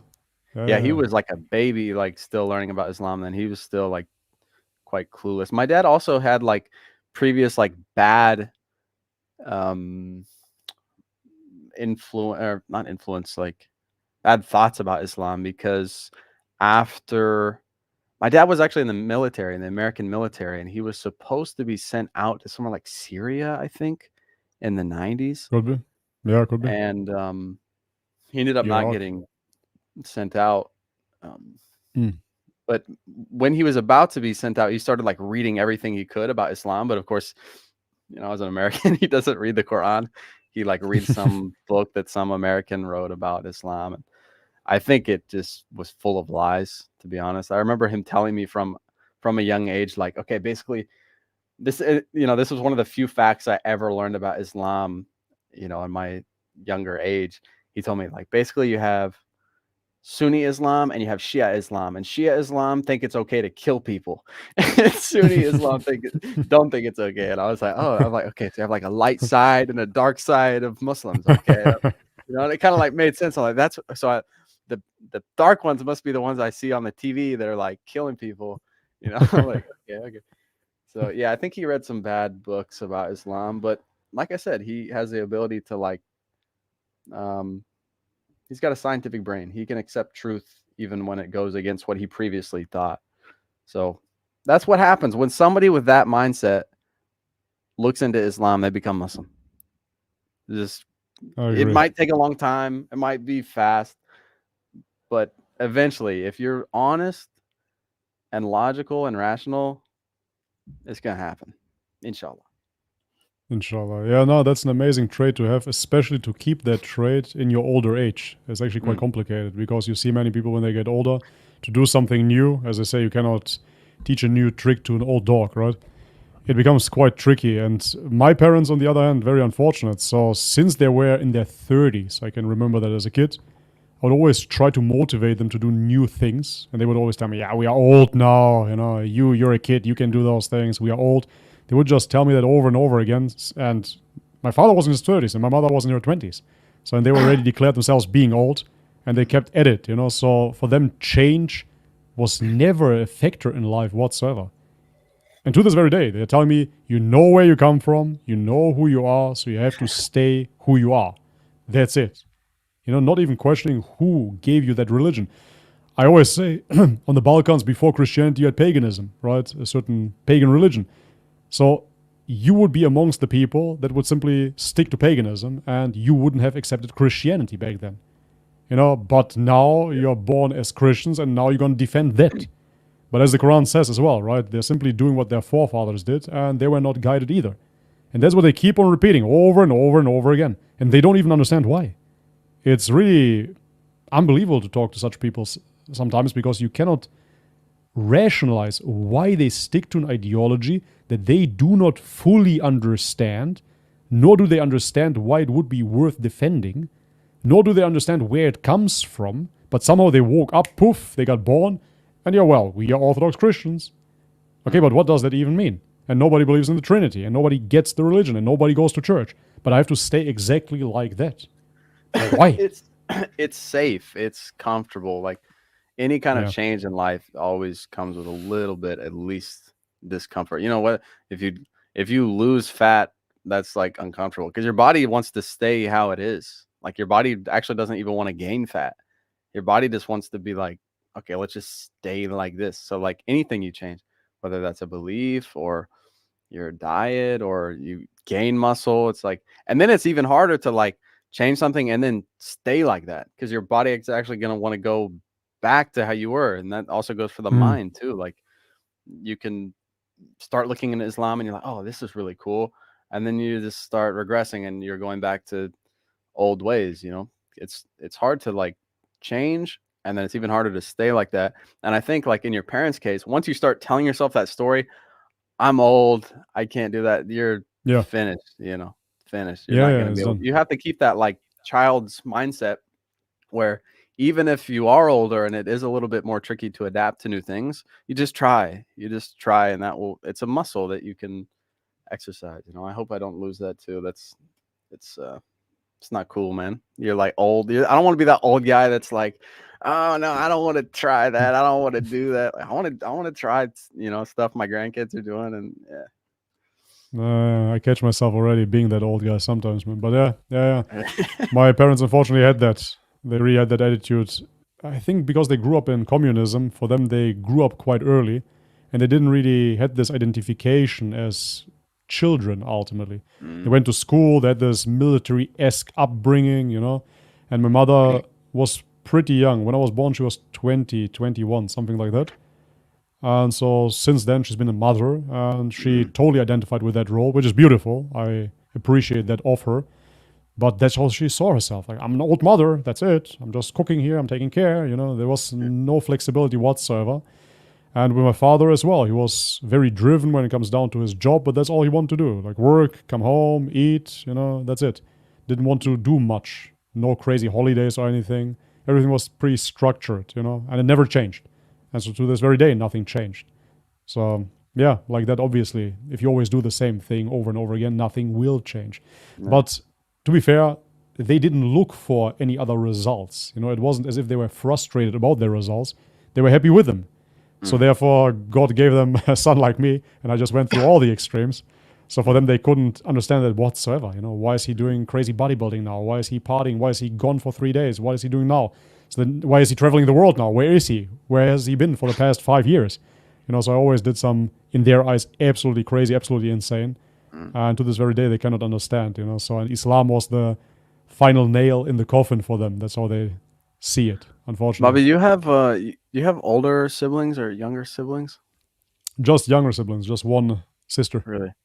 See, that's quite rare actually, because I've heard, and this makes sense to me, that like usually it's like the second child that's a lot more experimental, because the first child will have like, the first child is just kind of like, okay, yeah, I do things by the book, and then mom and dad love me, okay, good to go. But then like the second child or third child is like, okay, that role's already been filled, so I have to stand out in a different way. And I think that's maybe what happened to me, because like my sister is quite a lot more conventional, I guess, like in school and stuff. She's like, my sister's amazing. She's super smart, and she always got super good grades, went to college, got a good job, like boom, boom, boom. She, you know, got loads of money now. It's great. But like, I like totally went off the path. You know, I was like, finished high school early. I'm like going to Costa Rica. I'm like living in the jungle. I got dreadlocks. Everyone's like, what the heck? What's Daniel doing? You know, I guess that could be because joined the cult. Yeah, I joined a cult. Yeah. I guess maybe that's why. I'm like, well, my sister already like did everything by the book, so like I gotta be different. I don't know. But That's so funny, man. Quite odd. Now that's so funny, because I was always wishing for that when I was in my teens, in my early 20s. I always thought to myself, man, I wished I had an older brother, so he could have been the good guy that my parents wanted, and they would just simply let me be, you know? Yeah. But yeah, I was the only son and the only bad son, you know, in that regard. I don't know where it came from. For me, when I was very, very young, I couldn't cope with the system in Germany whatsoever. I found it extremely boring, extremely confining. I knew right away that I don't want to have the life like everybody else. I can't stand it whatsoever. And I was looking up essentially to kind of extreme characters. So from a very early age, I watched movies such as Pulp Fiction, Scarface. So I kind of mimicked those characters. And in Macedonia, my uncles, they were all basically alcoholics. They were going partying, smoking cigarettes. My father was a very, very good man. He never smoked, he never drank. You know, he was very well put together. But that didn't attract me because my father was not very good at explaining things. And I always need an explanation. So if I would ask my father, why don't you smoke? He's like, that's for faggots. You know, I'm like, what? So he wouldn't explain, you know. And this is why I had a very big disconnect with my dad. And I started kind of looking up to my cousins and uncles and such.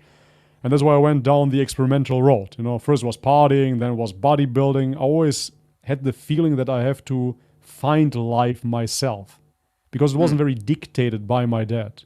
I totally relate to that. I also, like, my dad wasn't around. My parents got divorced when I was probably like 9. So I'm like right when I need my dad the most. I'm starting to get testosterone. I'm starting to become a man. I need to like learn how to fight and like learn how to be a man. Yeah. My dad wasn't really there. I was with my mom and my sister at home all the time. So yeah, maybe that's why we both kind of just went off the rails and just started, because we have to learn how to be a man. Like that's the thing. Like you have to be taught how to be a man. You can't just, you're not just born a man. You have to become a man. You know, so that's like without a dad to like help you through that, it can go really bad. That's what you see like in the West, like all these gangs and stuff is like, yeah, none of them have dads, so they're just doing whatever basically. Yeah, I absolutely agree. So, you know, my father, when he came to Germany, he was with his dad still, and my grandfather was very strict. He was like a military guy. He was in the military. He was always telling me the stories how he was sleeping in the snow. They had no tents, nothing. They were just sleeping for 3 nights in the snow. Some people died. So he was a rough character. Yeah, he was very rough, very disciplined, very manly. I loved my grandpa. But living with my grandpa, my father living with my grandpa, he suffered under this discipline. So, for example, when my father started working in Germany with his first money, he bought a stereo system from Sony. And he was playing Bonnie M and whatnot, right? So that was the days. When my grandpa came home, he asked him, "What is this? How did you buy it?" He's like, "Yeah, I got my first money, I started working, and now..." He just opened the window, took the stereo system, and threw it out of the window, crashed it on the street, right? He said, "We're here to work, we have to save up money, and then we go back to Macedonia, So that was his thing. He was very, very strict, So to the very last step, essentially, he was kind of punishing my dad for all the liberalism that he was engaged in. My father had a German girlfriend as well, and my granddad said, "No, you have to marry a Macedonian one." So he took him, and they went back to Macedonia, and he kind of forced my father to get married now. Wow. And still under the premise that my father will work in Germany, and then in a few years they take the money and move back to Macedonia. So my granddad got his pension, he retired, and he said, "Okay, now is the time we're moving back." And my father simply said, "No, you go back to Macedonia. I'm staying in Germany. I love it here. With my wife, I'm going to create a family here in Germany, So that was his plan. And because of that, because of this discipline that he kind of suffered under my granddad, he did the opposite. And he said, he's going to just, he knows what he wants, and he's going to just find it out by himself. He doesn't need me to tell him over and over again. That's how he saw it, because that's how he was. And so my grandfather telling him didn't work on him. That's how he perceived it. And so therefore he went the other extreme, kind of liberal. And yeah, for me, that method didn't work whatsoever. Now I'm trying a different method on my son, and maybe it will work, maybe it will fail. We'll see about that. I'll be smarter in 20 being years. being a dad and being a son is a hard thing to do. It's and you got to strike that balance of like, you want to discipline the kid, but you also don't want to be like, have that situation with your dad and your grandpa where you do too much and then they resent you and they, it backfires. Yeah, exactly. There's a balancing act. It is. Yeah. If you have, it's too much stick, then they're going to hate you. And then if it's not enough, then they're going to end up going crazy. Soft. Crazy. Soft. Exactly. There's some more super chats by Dead End. He says in Surah 2:129, Ibrahim, peace upon him, asking Allah subhanahu wa ta'ala to send a prophet that teaches them the Quran and al-Hikmah, meaning the Sunnah. I don't remember that, but yeah, might be. Wouldn't be too surprising. Abu Salman says, like you were before thought about Islam is like your thoughts now about Quran only. Who knows? Keep the door and mind open. So basically he says, because back in the day I hated Islam, I was very prejudiced about Islam. Now I'm again close-minded, and that's the way that I think about Quran only. Listen, I have no hatred for Quranists whatsoever. I think they're having good intentions, if you will. Of course, they want to simply obey the word of God, so I understand the motivation behind it. And moreover, I was very skeptical when it comes down to hadith myself, and I have no problems with you per se. I'm not here to takfir anybody. That's not my business. But I came to the conclusion that it's a incoherent position. I don't see it as fully defendable, ultimately, to remove all the tradition. Actually, it reminds me a lot about Protestantism. It's very similar. Protestantism claims sola scriptura. It removes all the tradition and discards ultimately the people, the church fathers, that compiled the Bible. So they ultimately don't trust the church. That's why they follow sola scriptura. But who created the Bible? It was the church. Right? That's just what it is. So therefore, I started being very skeptical about the Bible and not trusting it. And therefore, I had to discard the Bible and discard the church. You cannot go just one way. It doesn't work.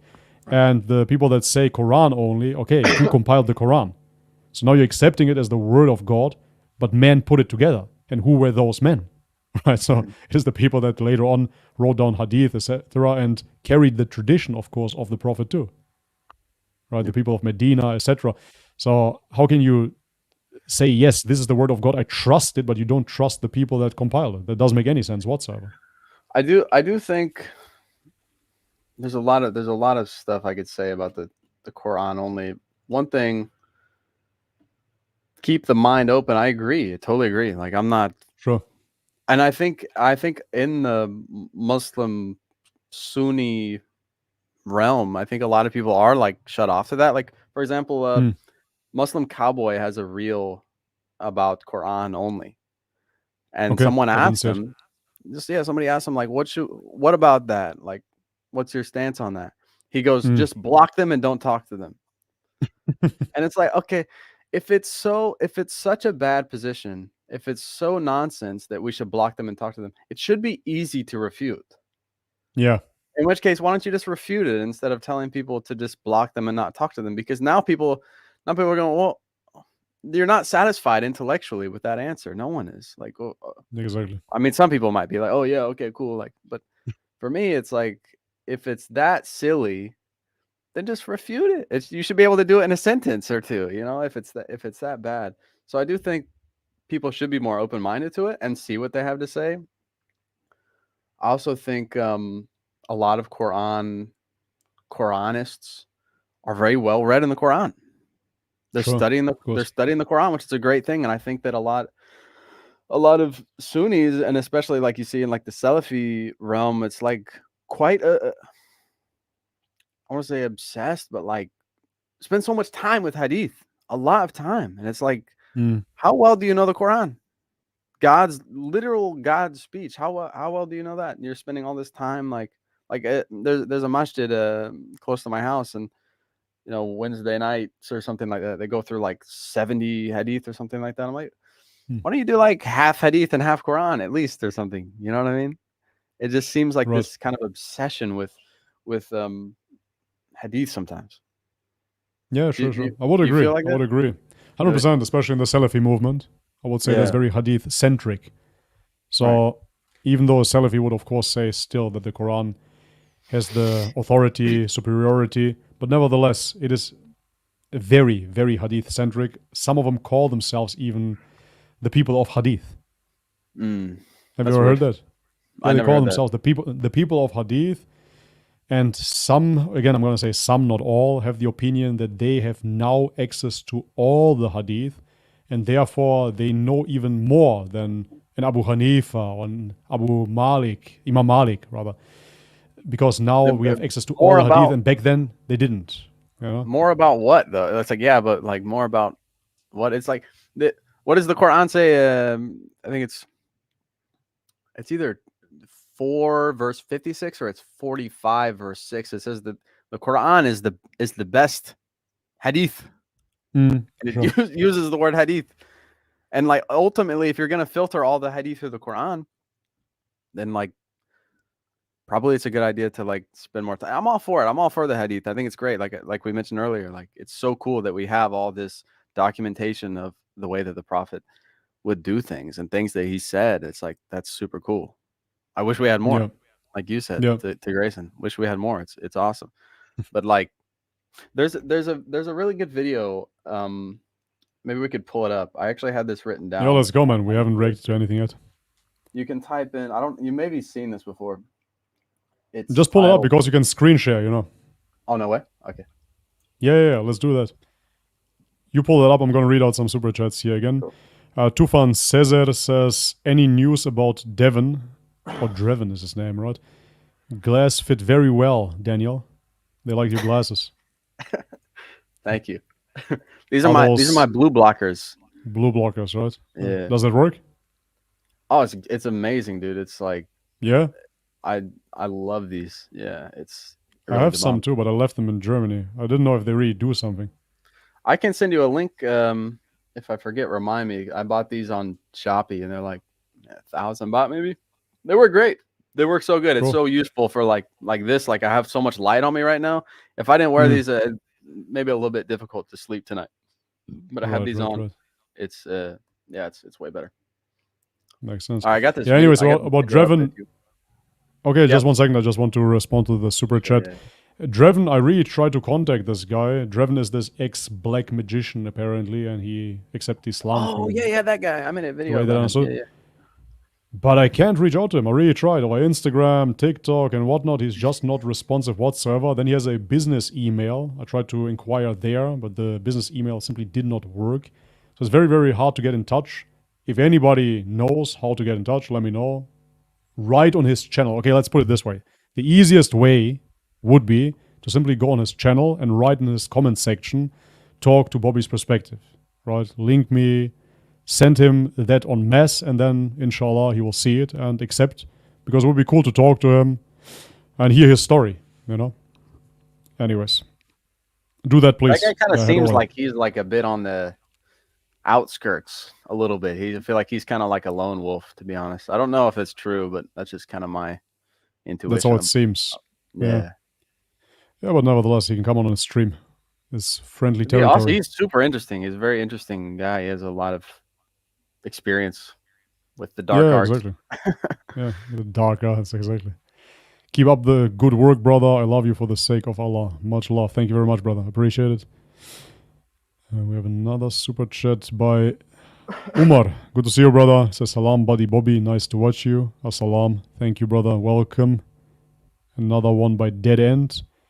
Says if they studied Quran, they wouldn't be Quranist. Well, I agree. Keep reading. Keep reading. Keep reading Quranist. Okay. Anyways, yeah, pull up the video, man. Can you just so hit screen share? Present. Yeah. Share Present screen. and then share screen. Exactly. Some screens let you share audio. Okay, I'm gonna try. I hope we can hear it. Yeah. Yeah, let's do a tester here. All right, give us a little intro. Let me test the audio first. Let's go. We'll skip the intro part, but the last paragraph says, please note this is not an attack on authentic hadith or the sunnah, nor is it an attack on Bukhari. I have to edit to the... Oh, okay. Yeah, but I have to edit to the stage. 1 second. Like this. Okay. Sweet. Not an attack on Bukhari, Muslim, Ibn Hajar, Nawawi, and other scholars who made great efforts to pass down this heritage to future generations. But a true Muslim cannot allow fabricated narrations to prevail over the spirit of the Quran. So this video is titled, A Muslim Scholar Exposes the False Hadith Culture That is Corrupting Islam. Okay. Yeah. With that statement, I agree. Me too. Let's see. الحرية الاعتقاد في القرآن الكريم هي الأصل. ووجدت حديثا يقول بقتل المرتد وأحاديث أخرى تقول بالحرية. أخذ ماذا؟ أخذ ما يشبه القرآن، ما يشبه قوله تعالى لا إكراه في الدين قد تبين الرشد من الغي. كذلك محورية العدل، عندما أجد في القرآن الكريم قوله تعالى لقد أرسلنا رسلنا بالبينات وأنزلنا معهم الكتاب والميزان ليقوم الناس بالقسط، جعل القيام بالعدل هو هدف إرسال الرسالات وإنزال الكتب، بينما في الحديث قد ما أجد بابا باسم العدل من أبواب لا البخاري ولا مسلم ولا الكتب الستة ولا غيرها، بمعنى يهتمون بالأبواب التفصيلية في العبادات وينسون القضايا المحورية التي تكثفت في القرآن الكريم كالعقل مثلا والعدل والشهادة لله والمعرفة وضابط المعرفة حقوق الإنسان وما أشبه ذلك. هذه مكثفة في القرآن وخالي يعني ضعيفة أو ذابلة في التيار الروائي الذي نشأ تحت السلطات، يعني غالبا أكثر الناس رواية غالبا ازدهر الحديث وسط السلطات الظالمة. نعم. على أي حال ليس هناك هناك فرق وخلط كبير عند كثير من أهل الحديث، يظنون أن من رد حديثا خالف القرآن فقد رد السنة. هذا غير صحيح. وهناك أحاديث في الصحيحين وغير الصحيحين تخالف القرآن الكريم مخالفة صريحة، ومع ذلك أهل الحديث أو أنصارهم المبالغون في حماية السنة ليس الخلاف معهم، لابد أن نحرر الاختلاف. ليس الخلاف فيما ثبت عن النبي عليه الصلاة والسلام، إنما الخلاف فيما زعموا أنه ثابت عن النبي ولا يثبت، لأن النبي لا يخالف القرآن. النبي نفسه عليه الصلاة والسلام يقول إنما أتبع ما يوحى إلي. What do you think so far? Yeah, so far those are strong points, and I absolutely agree with that. However, again, this here as a contrast to, for example, the Salafi movement, the Salafiyya, I totally understand. But when I looked further into whatever, be it Maturidi school, etc., you see a pretty balanced approach. So I don't see those people putting the Hadith over the Quran. But again, in the mainstream Islam that we see nowadays, especially on social media, I would agree. Because 90% of Islamic content online right now is Salafi content. Yeah, absolutely. And this one is simply Hadith-centric. Yeah, I think this guy's from Saudi Arabia too. Go ahead. Sorry. Yeah, it looks like it. But guys, as I said many times before, people, they want to put me in a box I accept Islam and therefore I'm Muslim, alhamdulillah, and I'm not belonging to any particular sect or movement, not even school of thought. I'm learning from all of them, but ultimately I'm Muslim and that's it. And I'm not going to go into this divisive tactics, so I don't want to alienate the Quranists now, nor the Salafi. I understand that somebody is more literal and the other one is more metaphorical, etc., etc. But I just obey what the Quran stated, that I have to be a Muslim. And that's it. And I cannot fall into sectarianism. That's just how I see it. So this infighting for me spreads kind of fitna, It does. It does for sure. And that's haram. No, it isn't causing infighting, especially between Muslims. That's like definitely not a good thing to do. No, and we've seen a lot of that online, unfortunately, where people Muslims making videos about Muslims and attacking them. It's not a good look at all. Nor is it permissible, I think. It's definitely not. Yeah. Yeah. You want to continue this video? Yeah, let's continue a bit. فيستحيل جدا أن يأتي أحاديث في القرآن مثلا بحرية الاعتقاد وفي الحديث. I think this, I want to add to, I forgot. I think this guy is in jail, or has at least been to jail. And I heard a funny thing. Let me know in the chat. I heard a funny thing before from my friend who's Moroccan. And he said that there's kind of like a saying, like if you're a Muslim scholar that's in Saudi Arabia and you've never been to jail, you're not like a really good scholar. حديث عكرمة مولى بن عباس بقتل المرتد. نعم. يستحيل أن يأتي حديث بقوله تعالى ليس بأمانيكم ولا أماني أهل الكتاب من يعمل سوءا يجزى به، بينما في صحيح مسلم من حديث أبي بردة بن أبي موسى عن By the way, I'm not saying that. I'm just saying that I heard that. أبيه أنه يؤتى لكل مسلم يوم القيامة بيهودي أو نصراني ويجعل فداء، يقول هذا فداءك من النار. أين هذا الظلم في الحديث من هذا العدل القرآني؟ كذلك أنا ذكرت نقطة مهمة، وهي أن أهل الحديث لم يكتفوا، هم قلبوا الإسلام رأسنا على، يعني قلبوا الهرم رأسنا على عقب. الأشياء المهمة المحورية في القرآن، روح الإسلام، المعرفة، العدل، الشهادة لله، ليس هناك باب في الكتب الستة عن العقل مع كثافته في القرآن، ولا باب عن العدل مع كثافته في القرآن، ولا باب عن المعرفة والحس مع كثافته في القرآن، ولا باب عن الشهادة لله مع كثافته في القرآن. فهم اخترعوا تفصيلات وانشغلوا. طبعا ما الوعي السياسي بحاجة. الحديث هو نتيجة، يعني طبعا ما أطلق على جميع الحديث، معظم الحديث الذي يدور على الألسنة. إذا سمعت خطيبا يذكر 100 حديث فاعلم أن 90% مكذوب على رسول الله و10 قد تكون صحيحة. نعم. إذا سمعت يذكر 10 نفس الشيء. فلذلك نحن نصيحتنا، القرآن هو نور، والنور هو يكشف بنفسه، ما يحتاج إلى من يكشفه. ليه يا شيخ إذا سمعت 100 حديث فأعرف إنه 90، إذا بس 10 تقول إنه صحيح؟ لأن معيارهم في التصحيح والتضعيف خاطئ أصلا. لا يعرضوا الحديث على القرآن، يصححون حديث تخالف القرآن وتخالف العقل وتخالف الحرية وتخالف كل المبادئ. طيب. القضية نبدأ بالمصدر الأهم. إذا وجدنا قرآنا صريحا في مسألة ثم وجدنا حديثا يخالفه، نأخذ بما أهل الحديث لتعصبهم للحديث خلاص أصبحوا كل من يرد حديث يخالف القرآن يقولون يحارب السنة، وهذا مغالطة. القرآن الآن بين أهل الحديث لا يساوي معجم الطبراني بتصحيح حمد السلفي، لا يرجعون إليه أبدا، يرجعون للروايات.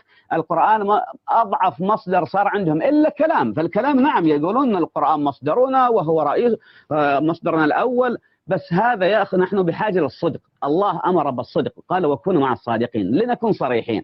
القرآن أنا أيام كنت مهتم بالحديث والتخريج وكذا، وأنا وزملاء نعرفهم، يعني لنكون صريحين، لم يكن القرآن لا نراه يهدي للتي هي أقوم كما وصف الله. نرى أن البخاري ومسلم والعقائد هي التي تهدينا للطريق الواضح القويم. لو أفتح باب البخاري النقادات عليه كثيرة جدا، لم يظهر باب العدل. تصور البخاري يذكر باب الشرفة في الدار، باب الزينة، باب نفض الغبار من على كتف العامل، ولا يذكر باب الشهادة لله، ولا باب العدل، ولا باب العقل، ولا باب المعرفة، ولا هذا الأبواب الكثيرة في القرآن. البخاري هو نتيجة شيخه سفيان بن عيينة، علي بن المديني، علي بن المديني نتيجة سفيان وطبقته، سفيان وابن عيينة نتيجة الزهري وطبقته. الزهري محدث بلاط هشام بن عبد طب أنت الملك، يعني أننا يجب أن ننظر المتن قبل النظر إلى الإسناد، ويجب أن ننظر إلى القرآن قبل أن ننظر إلى الحديث.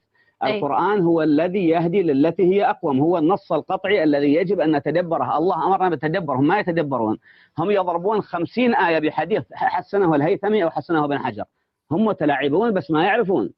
يعني كما قلت قلبوا الإسلام، جعلوا القرآن في الحضيض ويضخمون البخاري والنووي وابن حجر كأنهم ملائكة. هم مساكين، نعرف أهواءهم ونعرف أغاليطهم ونعرف إصاباتهم وعباداتهم.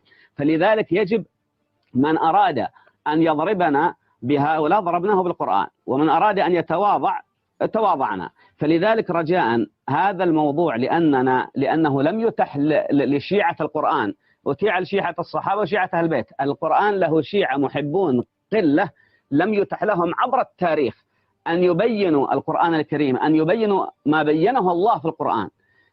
ولذلك القرآن عندهم بين ناسخ وبين منسوخ وبين مخصوص، أصبح كذا كتاب طلاسم ورموز. I think you get the idea.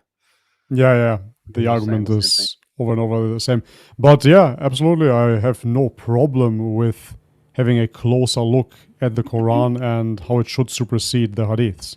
So if this is a movement that really wants to pay attention to that and go through all the Hadiths again and clarify, show more power to them. I am in support. I have no issues with it whatsoever. Yeah, I think it's common knowledge that if a Hadith contradicts the Quran, discard it, even if it's Sahih. Yeah, you exactly. can't contradict the Quran. You can't do that, right? Exactly. That's why for me it's not as if that is happening, in mainstream Islam, the original Islam. I thought it was interesting though how I kept seeing in the translation that I kept seeing that phrase that you mentioned, the people of the Hadith. Mm-hmm. But I didn't catch what he was saying in Arabic when he was saying that. Yeah, as far as I saw it, not every Salafi says that, but amongst the Salafis, they call themselves the people of Hadith. Okay. Based upon that now they have access to all the Hadith ever created, and therefore they have a clearer understanding of Islam ultimately due to that. That is their focus. Anyhow, another super chat by Dava Trucker. Thank you very much for the $10. Daniel, salamu alaikum. It's great to see you with our beloved brother Bobby. I love your content also, brother Daniel. May Allah bless you and your father and Bobby as well. Why, Yaka. May Allah bless you too. May Allah bless you too. Thank you very much, brother. Appreciate the support. But definitely give your father my salam as well, Daniel. I haven't seen the guy in a long time. He's been sick. He got really sick. Like last night, he was texting me like, "Oh, I'm so sick." I think. Is he in Thailand still? Yeah, but he's gonna be leaving soon, inshallah. Yeah, Hmm. he's maybe want to meet up with you on his way out. Yeah, let's do that, inshallah. 100%. I would love to meet him. Probably expect a text from him in the coming days. Sure. I'll wait. Dr. Norlela Arifin. I hope you guys don't get dragged into Quran versus Hadith debates like Grayson, accepting Allah as creator but doubts Prophet Muhammad as final messenger. Into debates, discussions about the subject, sure, why not? We can discuss anything. But in terms of doubts about the Prophet because of it, as I mentioned to Grayson as well, why is Prophet Muhammad, may peace be upon him, a messenger? For me, clearly, is not due to the Hadith. For me, it's clearly due to the Quran. Because we know for a fact that the Quran came through the Prophet Muhammad. And therefore, just by that standard alone, just by that book alone, I can already say, yes, whoever it came from, this man is a prophet. That's how I say it. And then you have even additional evidence. But so this is not the subject, going into Hadith, what has to be prioritized, etc. That won't take us away from the prophethood of the Prophet Muhammad. That reasoning is actually the original reasoning of the companions. I mean, they didn't have I guess they saw the way that Muhammad sallallahu alaihi wasallam was living. So in a way, they kind of saw the living Hadith, but ultimately he was reciting the Quran, and they were going, wow, this is a revelation from God, and he's a prophet because of it. Exactly right. That's exactly 100% right. That's what I mentioned. I'm saying this 10,000 times today. That's what I mentioned to Grayson. But that's really what it was. Because I said to him, well, people accepted Islam after the revelation of a few surahs. So the companions were with the Prophet for over 20 years of the revelation, right? And they became Muslim just when you had a few surahs already. So it's not about all of the Quran. It's not about all the Hadith literature. It's not about fiqh, etc., etc. It is about the core message that is being revealed by those surahs, right? And this is found in the Quran. And therefore, they accepted that this came from a prophet of God right then and there because they listened to the Quran. So yeah, anyways. We have some more super chats. 1 second. Adam, 10 euros, thank you very much. He says, the guy in the video is a reformist. The problem is that he interprets the Quran with a 21st century understanding. The hadiths given us the understanding of the Prophet and his companions. Yeah, I don't know. I find it, without knowing the guy, but for me that sounds a bit too superficial to simply discard him as a person that sees it through the 21st century lens. If he clearly comes to the conclusion with clear evidence that there are certain hadiths that go against the Quran, that has nothing to do with a reformist view. That is just factual. That's how I see that. Reformist would be like somebody that's trying to like give a makeover to the religion, basically. Like yes, yes, change the religion. Yeah, I mean, maybe there is something to say. Like maybe he's interpreting the Quran differently than, you know, scholars interpreted it, and that's causing him to think that a hadith is contradicting the Quran when it's really not. You know, there could be something like that happening for sure. I'm not saying I agree with everything that guy in the video said for sure. It's just an interesting kind of perspective. Dawah Trucker donated $20. Thank you very much. Says at Bobby and at Daniel, believing that Bukhari, Muslim, etc. is better. He's making an outrageous claim. He's creating a red herring and throwing it all under the bus. You can't understand the reasons of revelation unless you read his life. I am not too sure I understand the sense. So you think that he points out that people believe that Bukhari and Muslim are better than the Quran? Is that what you're saying? Again, from my own experience, I've seen people, of course, not blatantly admitting that they would put hadith over the Quran, but in certain movements, I definitely saw the emphasis being on the hadith. That's just what it is. So practically, I've seen that, I observed that with some people. And yeah, that is something that is happening. I mean, you have a wide range of diversity within Islam if you like it or not. And some people definitely shifted the focus. That's my impression. Anyways, okay. I'm getting sucked into the chat. There's a lot of people talking about. Yeah, answer to it. If you see something, say. What did you see in the chat?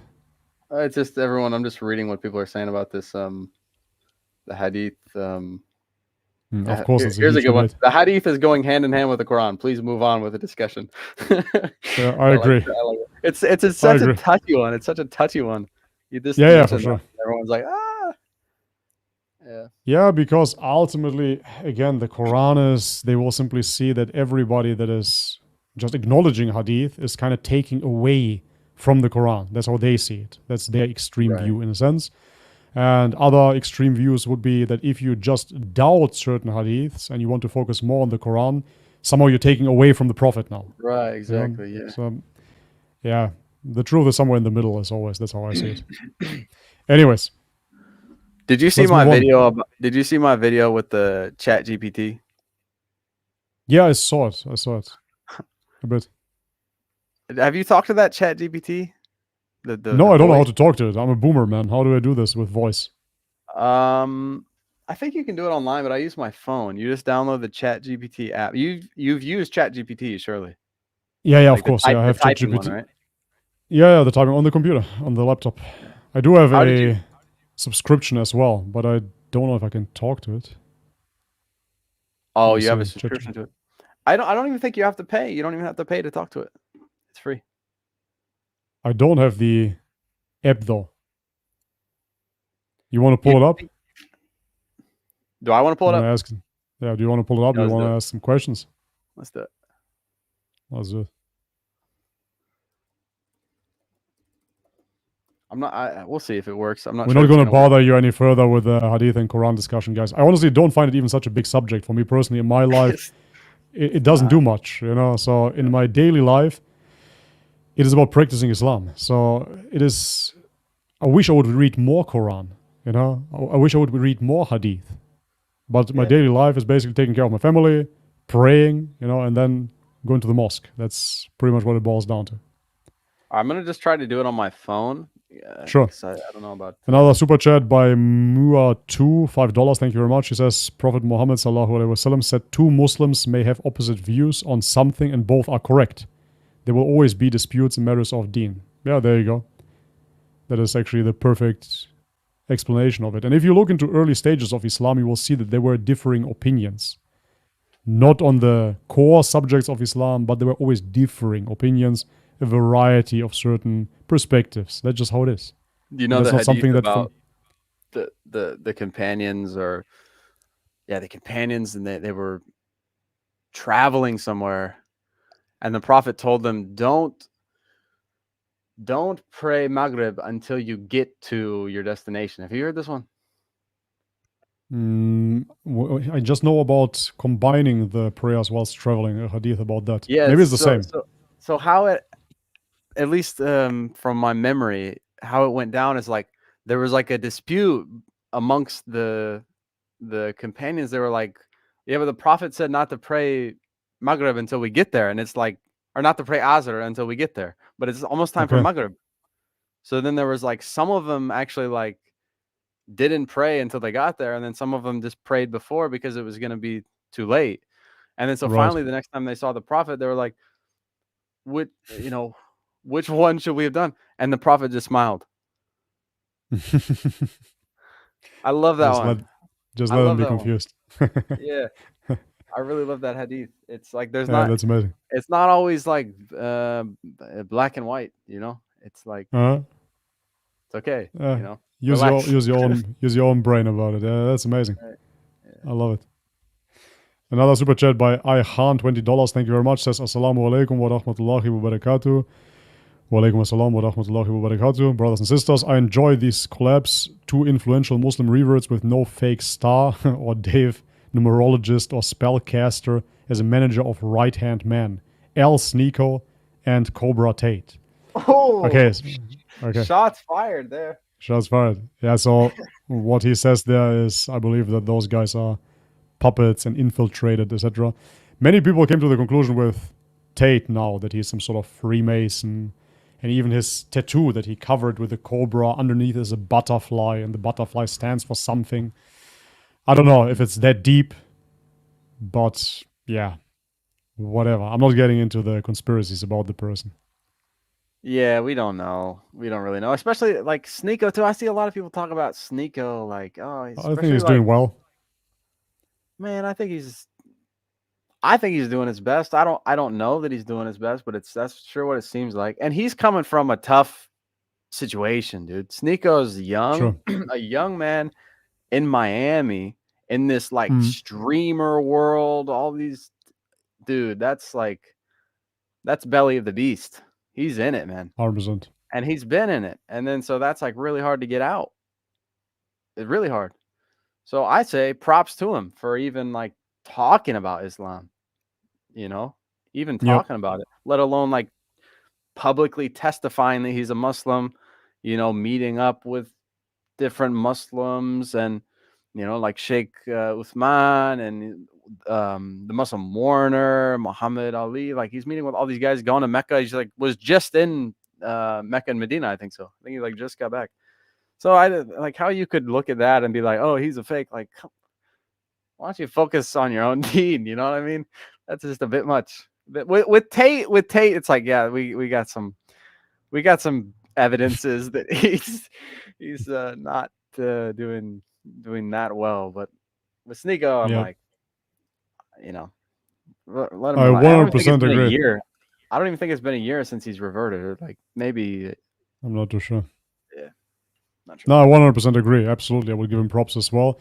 About Andrew Tate, one more time. I only can judge what I see online, right? So therefore, I don't know his heart. I haven't talked to him privately, so I cannot know. It's just those things that he puts out. They're very problematic. And with Sneeko, on the other hand, just as you mentioned, man, if I were in his shoes at this age of his life, so young, getting flooded with money, man, chicks everywhere, bro, it's very, very hard to stay on Dean there. So what he is doing, I give him respect. Absolutely. Same. I was crazy in those times. I don't know how old he is. 25, your age, a bit younger. Some around me. Yeah. Mid-20s, Yeah. bro. Mid-20s, bro, in that environment. No, kudos to him. I think he's doing good. Somebody says Sneeko is Shia. What? I saw that too. I was confused by that. Like, what do you mean by that? He's only hanging out with Salafis, man. He's definitely not Shia. Sneeko is Shia. He's only hanging out with Salafis. What a claim there. They're doubling down too. They said no, Sneeko is Shia. The guy says you can be Shia and hang out. That's a good troll, man. Quote of the that's day funny. there. Yeah, Sneeko is Shia. Ya Ali. Oh, stuff. You must have seen the reel that's going around, like, which one? Poking at Shias, and it's like, in quotes, like, Shias are Muslims too, and then it's like some crazy like Ya Ali, like the raves, man. Have you seen the raves? the raves? Yeah, I call them raves. They're basically like Shia raves. No, I don't think so. All right, let me see if I can pull it up, man. Let me see if I can share this. I hope I can. 1 second. That's gonna take some time. Did you get your ChatGPT thing running? Maybe we can test it. I'm gonna try to pull up the Shia raves. Can you give me a quick sound test, ChatGPT? Sure. Testing. Can you hear me clearly? That's Yes, so cool, man. I think so. I can. Can you hear it? Yeah, that's pretty good. Could be a bit louder, but it's pretty good. I can't hear you, but I can definitely read everything you type. Sounds like the sound test worked, though. You want to see something really funny that I saw my friend do this, and I did it to myself, and it was like actually kind of hurt my feelings. Go for it. Go for it. I'm Watch gonna download the Shia raves here. Watch this. This is gonna hurt. Can you roast the YouTube channel Muhammad Daniel? No way. I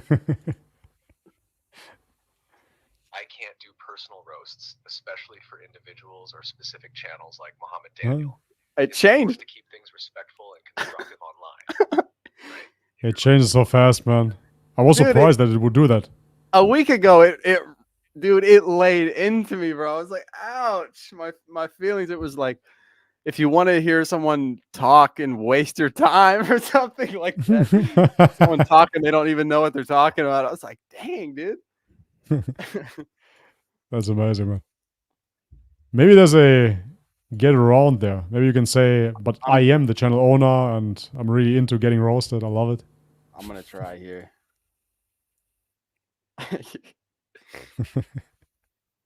Please roast me now. I'm into it. Oh, here we go. I just got to change how I say it. Can you do a joke roast of the YouTube channel Muhammad Daniel-Drury?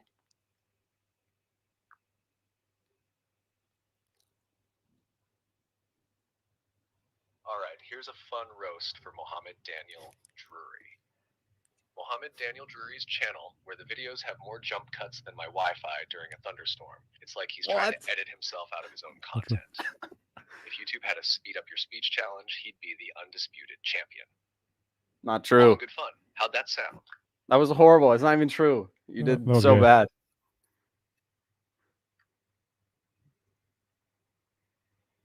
Ouch.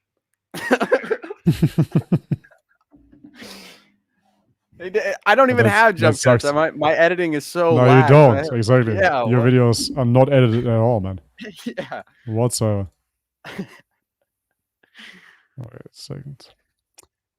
How do I share a video here? A video file. Okay.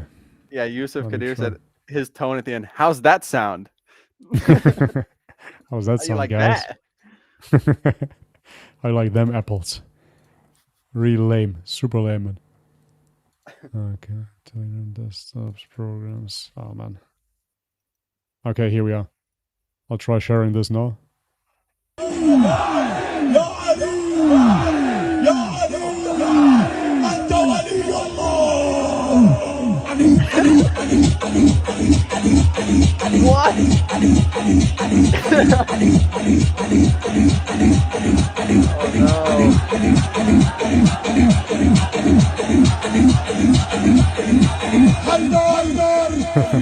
It's like Wow. hypnotic. Yeah, it is hypnotic. I said I would like to be on that rave, man. It's sick. Crazy vibes. There's another one. 1 second, I have to show you this one as well. It's just if you think this similar one to was the crazy, reel that I saw. this one was an open air rave, right? But this rave here is indoor, man. This looks like. Have you ever watched Blade? No. It's an old movie. It's with Wesley Snipes, and he's the Daywalker. He's half vampire, half human being, so he can walk in between both worlds. He can be outside at daytime and mingle with the humans, but chase the vampires as well. And anyways, you have this vampire rave where everybody bites each other and blood is dropping from the walls, you know? And this looks exactly like this. Check it out.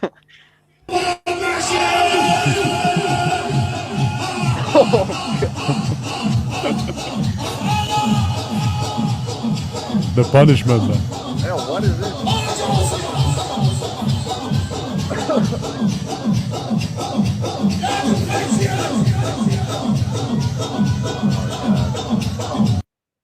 Yeah. People, I don't people know. are looking at that and go, "Oh, that's what Muslims do." Oh my God! Yeah, exactly. I knew they were demonic. Dang it. Yeah, but what this country, is really. What country do you think that's in? Iran or? I guess Iran. I don't know. I hope not somewhere outside of Iran. Or even scarier, That'd be my because guess. there were a lot of like Shia demonstrations and festivities outside in England, and so many people blamed it on Islam. You know, they said, "Okay, this is what Muslims do." They were whipping, hitting each other, stuff like that. Yeah. Okay, Abu Salman says, check the channel Muhammad from God. I know the channel. The guy reached out to me as well. Yeah, I know. I watched his videos too. Yeah. We know already. We know, right? Nothing new. I don't want to talk about the subject anymore, honestly. Dr. Norlela says, Salat is compulsory. Alhamdulillah, we don't have Quran Hadith debates in Malaysia. I wish scholars would push all Muslim leaders and countries to send peacekeeping troops to pressure stop the killing of innocents in Palestine. Yeah, I absolutely agree. I mean, we have bigger fish to fry, so to speak. And I would rather see a united Ummah for the right cause than this stupid infighting. Because there were always differences of opinions within Islam anyways, on a small level, not about who God is, etc. But so why not concentrate on what is important rather than divide? I asked the guy at the masjid this like last week if he knew about the people that don't accept hadith, and he was like, "Huh? That exists?" Like he didn't even know that was a thing. It's crazy. Yeah, I always need my reset, you know, in the real world here, because if I stay online for too long, Islam appears in a certain way that is simply not real. That's not what Islam is. Islam is happening every day in the real world. Anyways. When did Daniel convert, people are asking? I saw that longer too, than me. Yeah, longer than me. It was He in converted before me. December of 2020.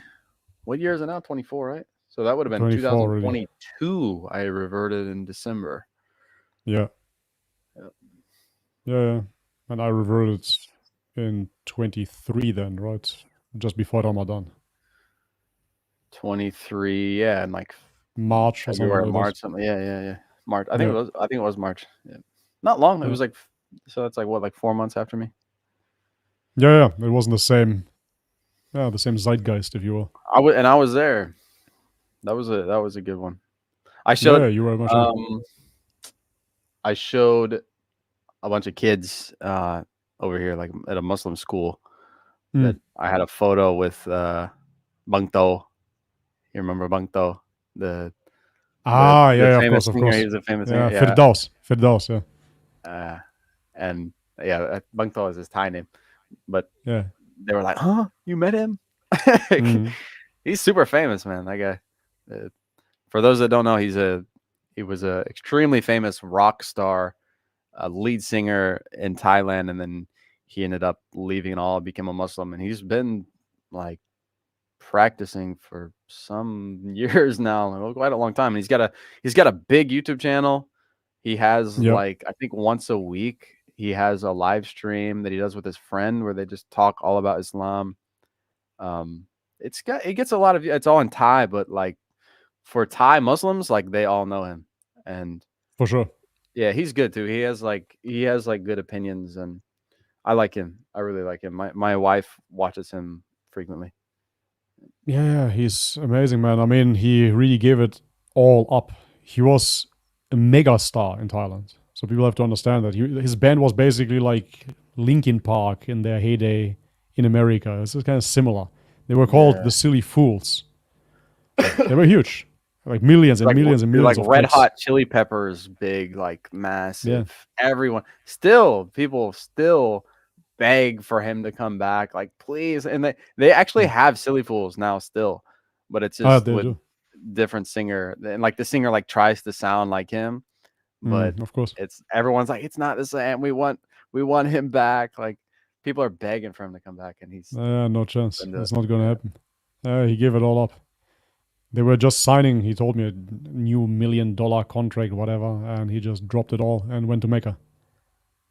It's wild. Yeah, if you ever make it to Thailand, support the brother by going to his restaurants. Nuater and Beefmaster. Very good halal food, halal steaks. What was That's the his first business one? now. I didn't know he had another one. Nuater. Nuater. I don't know exactly how you pronounce it in Thai, but Nuater and Nuater Plus. They're very good, man. They have authentic Thai food, Isan food, and it's all halal. It's very good. I like it even better than Beefmaster, honestly. I often go there. Yeah, they have this papaya salad with brisket, Isan style. Very nice. Whoa. Very nice. Nice. I wish Thai food was more like that. Like Thai food is always so low in protein. It's like so lame. Often, But it could be so good if like that. Like add brisket to a papaya yeah, it's salad. amazing. That's bomb. Yeah, sticky rice. Really good. I eat there almost every Friday. Yeah. Really? Bangkok is good for food. Yeah, Everything for halal, sure. easy. Yeah, nice.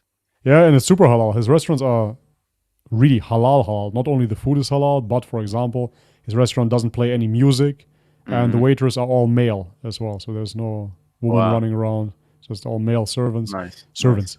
Nice. Yeah, it's cool. It's an amazing spot. I like it better than Beefmasters. Beefmasters is good as well, but it's very posh. You have steak, you have carpaccio, stuff like that. So it's nice. Good But every this once in a while. Yeah, it's good once in a while. Yeah, but Nuatea is nice, man. Fat briskets. I enjoy it. Anyways. Bro, do you have anything else to react to? Did you pull something up?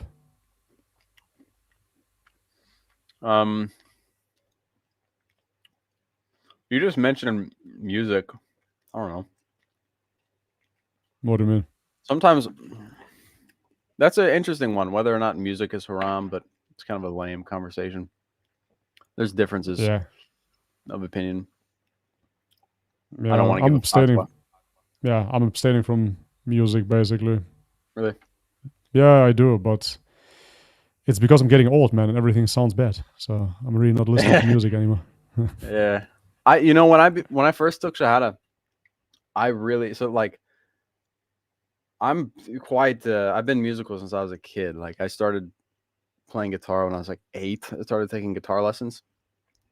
And I was always big into music. Like always had headphones in, big music nerd, especially in high school. I got like really deep into different kinds of music, and I started producing music in high school all obsessively. And then I just got more to like playing guitar and singing and stuff. But actually, after I took Shahada, I was like, okay, music's haram, cool.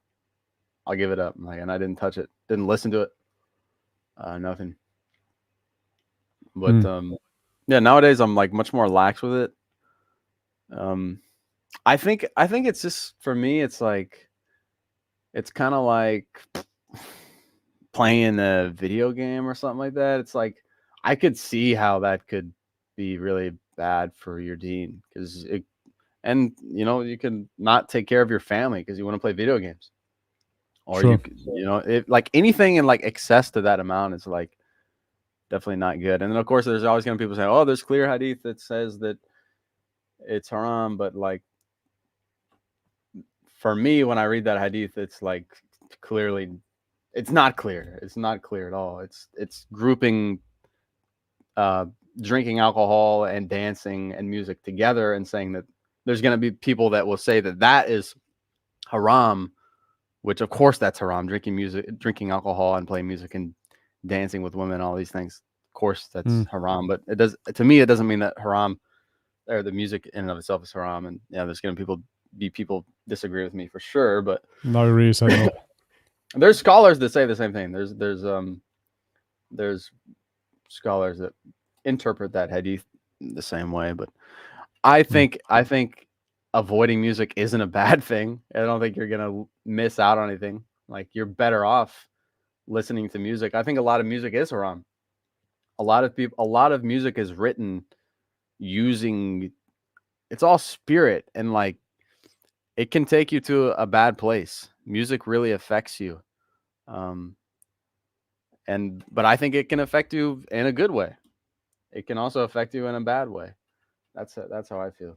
You know, with music, because you say good way, bad way, factually, it can bring you into a different state and different type of emotion.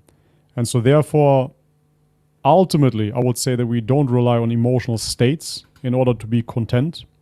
Yeah. So therefore, if you need like a pick-me-up and then you're listening to positive music, that brings you up, but then you're kind of coming down again, or you can listen to something emotional and makes you depressed.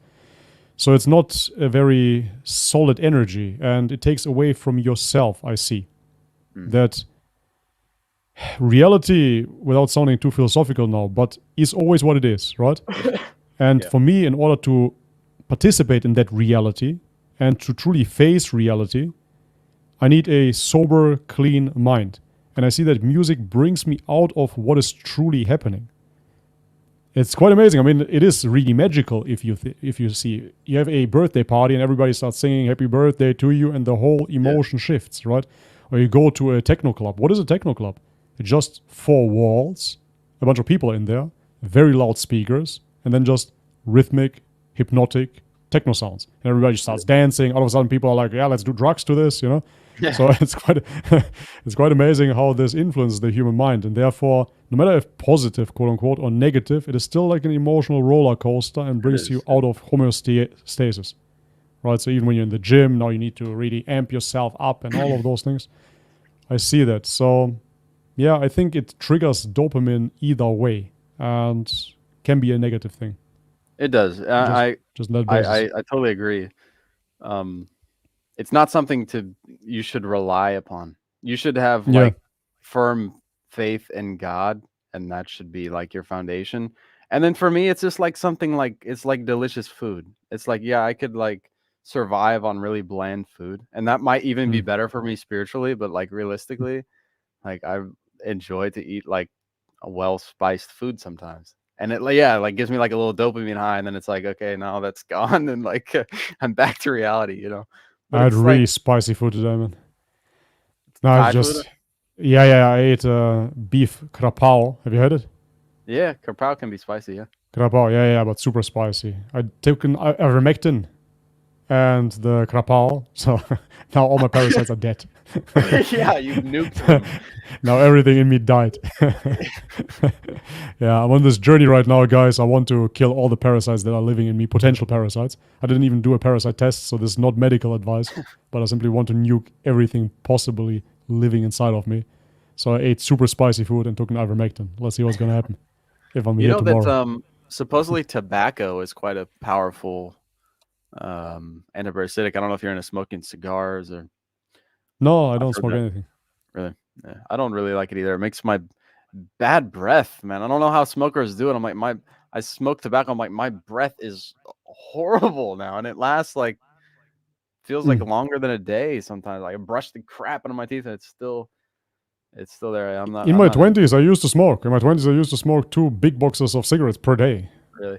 I used to and smoke drink like cigarettes 10 coffees, but too. Me too. I don't know. I don't recollect. I don't recollect having bad breath. I don't know. Nowadays, I would definitely have bad breath, or maybe I wasn't really tuned in, and I would be running just to the toilet all the time. But yeah, back then I was good with it, man. I was Yeah, smoking, I remember drinking that coffee, reminds no me. problem. I used to live in this. I was living on my dad's. Dad had this forest, this land. There's a ton of land, and we had this little camper, and it's expensive in the winter to heat all night, and so I just Sure. wouldn't heat it, and I would wake up in the winter and there's ice inside the camper like an inch thick. Freezing, dude, until you Damn. wake up and you like crawl out of your thick sleeping bag. I'm like, the only thing I would do is I would just immediately make like really hot coffee and I would just smoke like 10 cigarettes in a row. So what else are you gonna do? You're just gonna sit there Life and is freeze. You're suffering. like, like I gotta get hot coffee and tobacco smoke into my lungs. Like, that's crazy. Yeah, that was my life in Germany as well. It was so miserably cold all the time, raining, and that's what you end up doing. You just smoke and drinks. Smoke and you drink coffee. Yeah. Feels like there's That's nothing it. else to do. Yeah. Especially when you're working like a dead-end job. I was working in warehouses. I was working as a DHL driver as well. Yeah. Just coffee, cigarettes, like a machine. just to keep the wheels turning. Otherwise, you're just gonna be terrible. suicidal. For sure. Vitamin D deficiency as well. No sun. That was hot. Another super chat, thank you very much, says, do you know Jamaat al-Tabligh? They are all over new converts streams. They are organized. I wanted to ask you that question too. And I don't know. No, really? I don't know. So you have to tell me about it. He says they're an organized mob. Once they lock you up with their ideology, they leave you and move on to the next. It is Abu Salman again. They're interesting. Yeah, no idea. Who is that? Okay, so Jama'ah, you know the word Jama'ah is like group. Yeah, sure. And Tabligh is like a Urdu word, and it means Dawah. That's how they say Dawah. Oh, okay. So they call themselves like the Dawah group. And basically, it's something that it started, I think, in India or Pakistan or Bangladesh, Indian subcontinent, and it's worldwide now. There's people all over the world. Basically, what they do is they're quite organized. They have like meetings. Like in my area, there's a lot of them. Like and like some guys. Okay, even in Thailand. Yeah. Oh yeah. Ah, okay. I thought it's an online thing. Thailand. All right. You might see them and you don't know that you see them. Like, sure, okay. How do I recognize them? So like they dress like with the sunnah. Like they usually have a beard. They like usually wear some kind of like turban or something like that, which, you know, whether or not it's sunnah is debatable, but they dress the part, you know. They have the beard, they trim the mustache. They're usually wearing a thobe or some kind of like, normally it's more like the Pakistani like two-piece kind of deal. I have one here as well. I have friends from Pakistan. They brought it. I'm into it. It's a cool outfit, huh? Looks good. Especially the shirt. I don't like the thobe. The thobe is too restrictive. I'm like, what if I need to sprint? I can't in the thobe. I'm gonna trip. You can't even walk fast. I feel like sometimes in the thobe because of the thobe. Like, yeah, it's true. It's too restrictive. You get on the motorbike, you have to like lift it up. It's annoying. I'm like, give me pants, please. But that's why I like that one. The African one is really cool because I have a Pakistani one, I have an Emirati one, and I have the Senegalese. And the Senegalese is like, it is cut like a thobe, but it is way shorter. So it only goes. Actually, it's the thing that I wore on my Shahada. Do you remember it? And then you wore pants under it. It comes with pants. Right? It comes with pants because it is way shorter, so it doesn't go that far down. So it's very comfortable, but you can move, you can run, all of it. It's actually perfect. Senegalese wrestling. Yeah, exactly. Man. Those guys are tough. I want to try that one day, inshallah. Me too. I love stuff like that. Pakistan. Have you ever seen in Pakistan they do the stone lifting? Have you seen that? No, I haven't. Oh, I gotta pull that up. Let me pull that up and let me finish explaining the Tabligh Jama'ah. Sure. Go. So yeah, they're Dawah group. They dress the part. They have very organized meetings. But what they do is they have this idea. Okay, so I guess they have some book that they follow that they think is super important. That's written by this one guy. So immediately you start like, as I'm learning about this, I'm like, this is getting weird. Like, you guys follow some book. Like, who wrote this book? Okay, and what they do is they travel outside of where they live, whether it's to a different part of the country that they live in or to a different country entirely, which you frequently will see. Like the mosque that's across from my house, just a few days ago, I had like 3 or 4 guys show up and ring my doorbell, and they're from Malaysia. And one of the guys that's in the Tabligh Jama'ah that knows me from here wanted to introduce me to it. It happens all the time. Like we'll get one from Pakistan.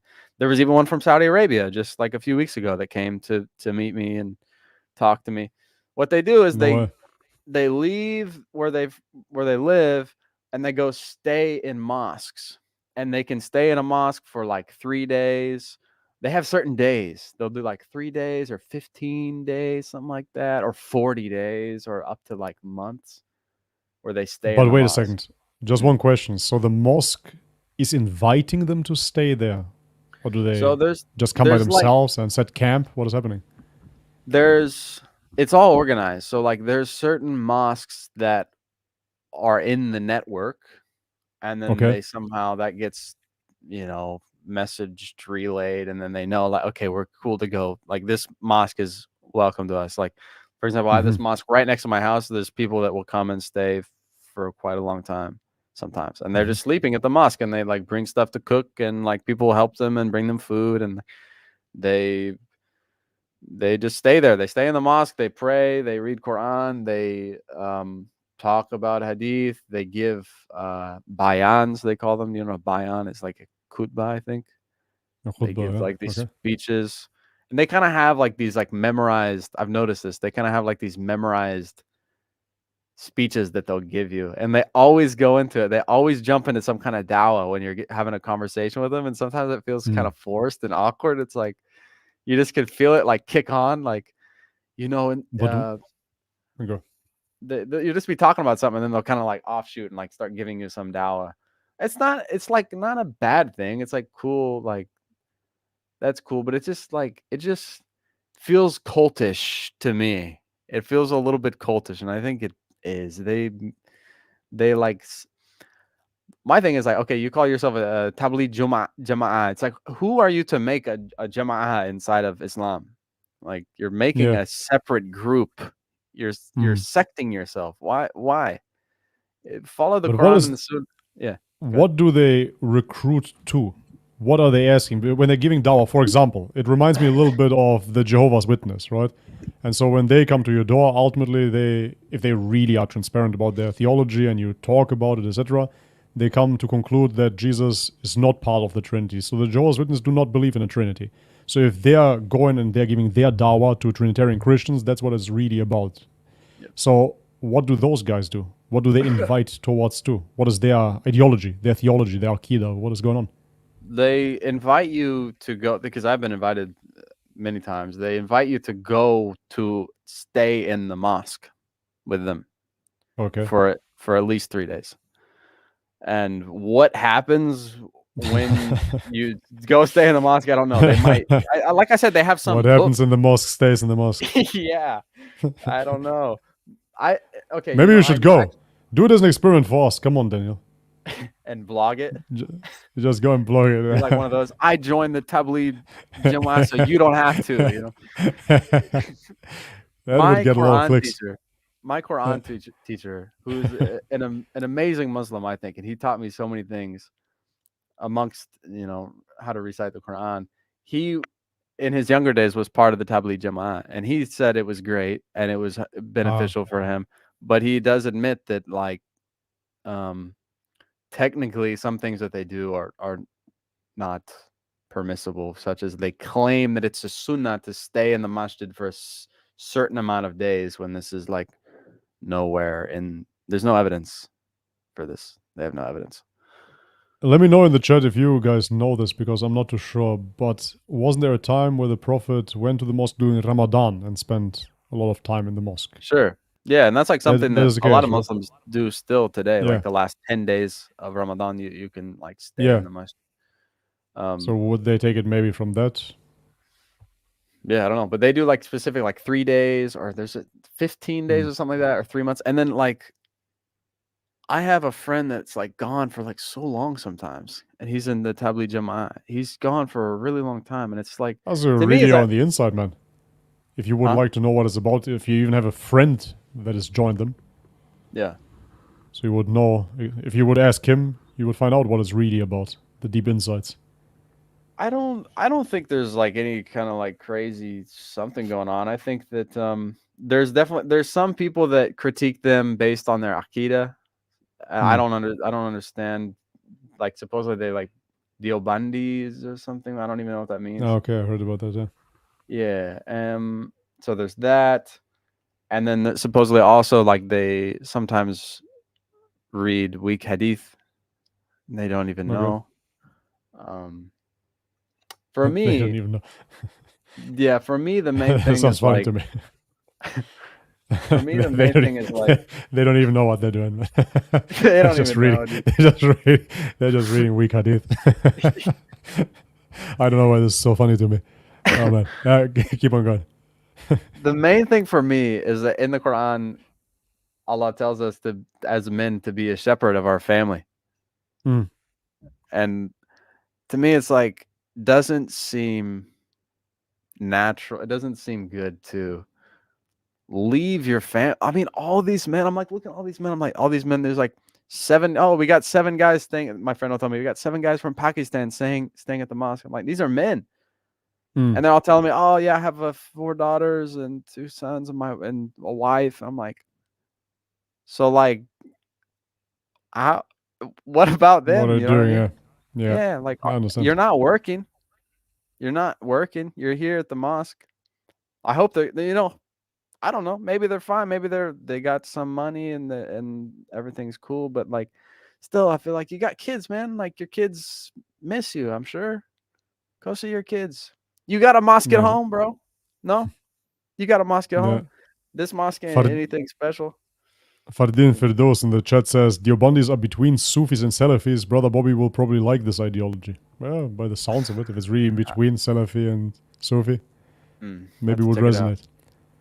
Anyways, we have another super chat by Ayhan, $20. Muslims should learn Quran, Hadith, and prophecies. Prophet Muhammad, peace be upon him, gave many signs and guidance of what is to come. When you know these, you will hold onto your peace during these corrupt times and be grateful to Allah.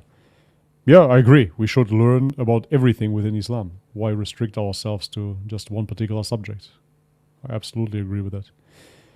Abu Salman, he's always the contrarian. He says music is halal 100%. Oh, did he say that? Yeah. He left another good super chat too. Funny one. Yeah, I'll see. 1 second. 7U7 says someone in the chat said if Sverige, Sverige got this, convert to Islam. If he converted to Islam, he will be Shia or create a new Sufi sect. He's in Thailand supposedly, or like recently, at least he was. I heard that he is somewhere in Southeast Asia, but he's not really disclosing where he is. I think it's. But Thailand. He posted a video where he was swimming in the ocean, so it could be Philippines, it could be Thailand. It might be. It's kind of interesting because when I was in Bulgaria, a little bit later, Sverige was in Bulgaria. Then he was in France. Then a little bit later, I was in France. And then now I'm in Thailand, and supposedly he's in Thailand too. I don't know. Somehow paths might cross at some point. I invited him, by the way, to a live stream. Did you? And so, yeah, inshallah, we're going to have a live stream. So, should be pretty cool. To watch that. Yeah, talk about naturalism, about diet as well. So just to see his worldview, because he believes in the creation, he believes in naturalism and nature, but he doesn't believe really in God per se. So it would be an interesting perspective to hear about. Yeah, he's an interesting guy. There's all those rumors too, like he killed people, and like at least the one that was in high school, he stabbed someone, and then I don't know how true they are. Baby mama, I don't know either, but there's all these like little YouTube channels will pop up exposed, this guy. Crazy. Yeah, I'm very skeptical about it. There are many white knights out there, like small YouTube channel, really white knighting for the ex of Sverige, and then he did this to her, he did that. I don't know, man. Right. Yeah. I'm not going to ask him on live stream, though. So if that is something that is ongoing, going to respect that. Yes. Dead End donated 10 dirham, thank you very much, says, watch Experts on Aliens Jinn on the Dean Show. Should we tune in? Yeah, sure. You wanna have a look? Let's check it out. Why not?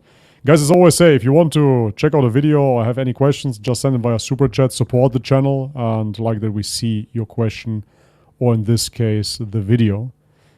I saw the thumbnail of that on the Dean Show, but I didn't click. So now, why not have a look? Experts on Aliens Jinn. 1 second. Someone said I'm saying L after L take. Dang it. Damn, bro. I lost one. Big L. Okay, Big L, bro. L's in the chat. Big L. L's in the chat. Which one is this, man? 1 second. I'll share the screen. Share screen. This one. Okay, so here. UFOs are the jinn. Will Tucker Carlson confirm this? Tucker Carlson, I even clicked on this one, see? Tucker Carlson describing the jinn to Joe Rogan. Sometimes I see that I clicked on something, but I didn't watch this video at all. No chance. Dean Show and Tucker Carlson and Joe Rogan all at once? Wow. Mind blown.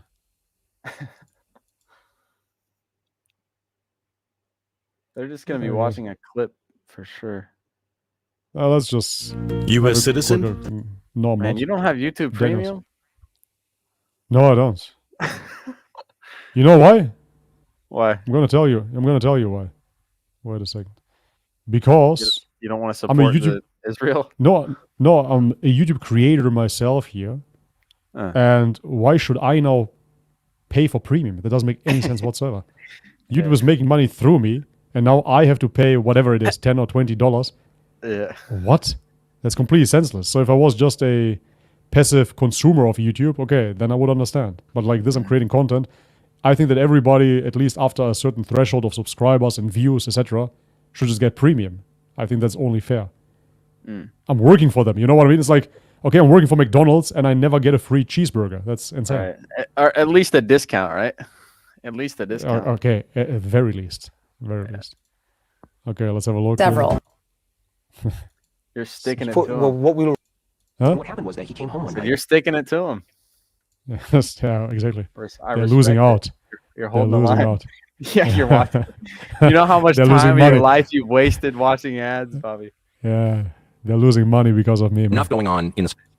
Okay, let's see. The jinn. What we will refer to as the jinn. And what happened was that he came home one night, went into his bedroom, and suddenly these three dark, shadowy figures materialized through his wall into his bedroom. They were wearing the hats and the overcoats. I'd like to report a UFO. Creepy.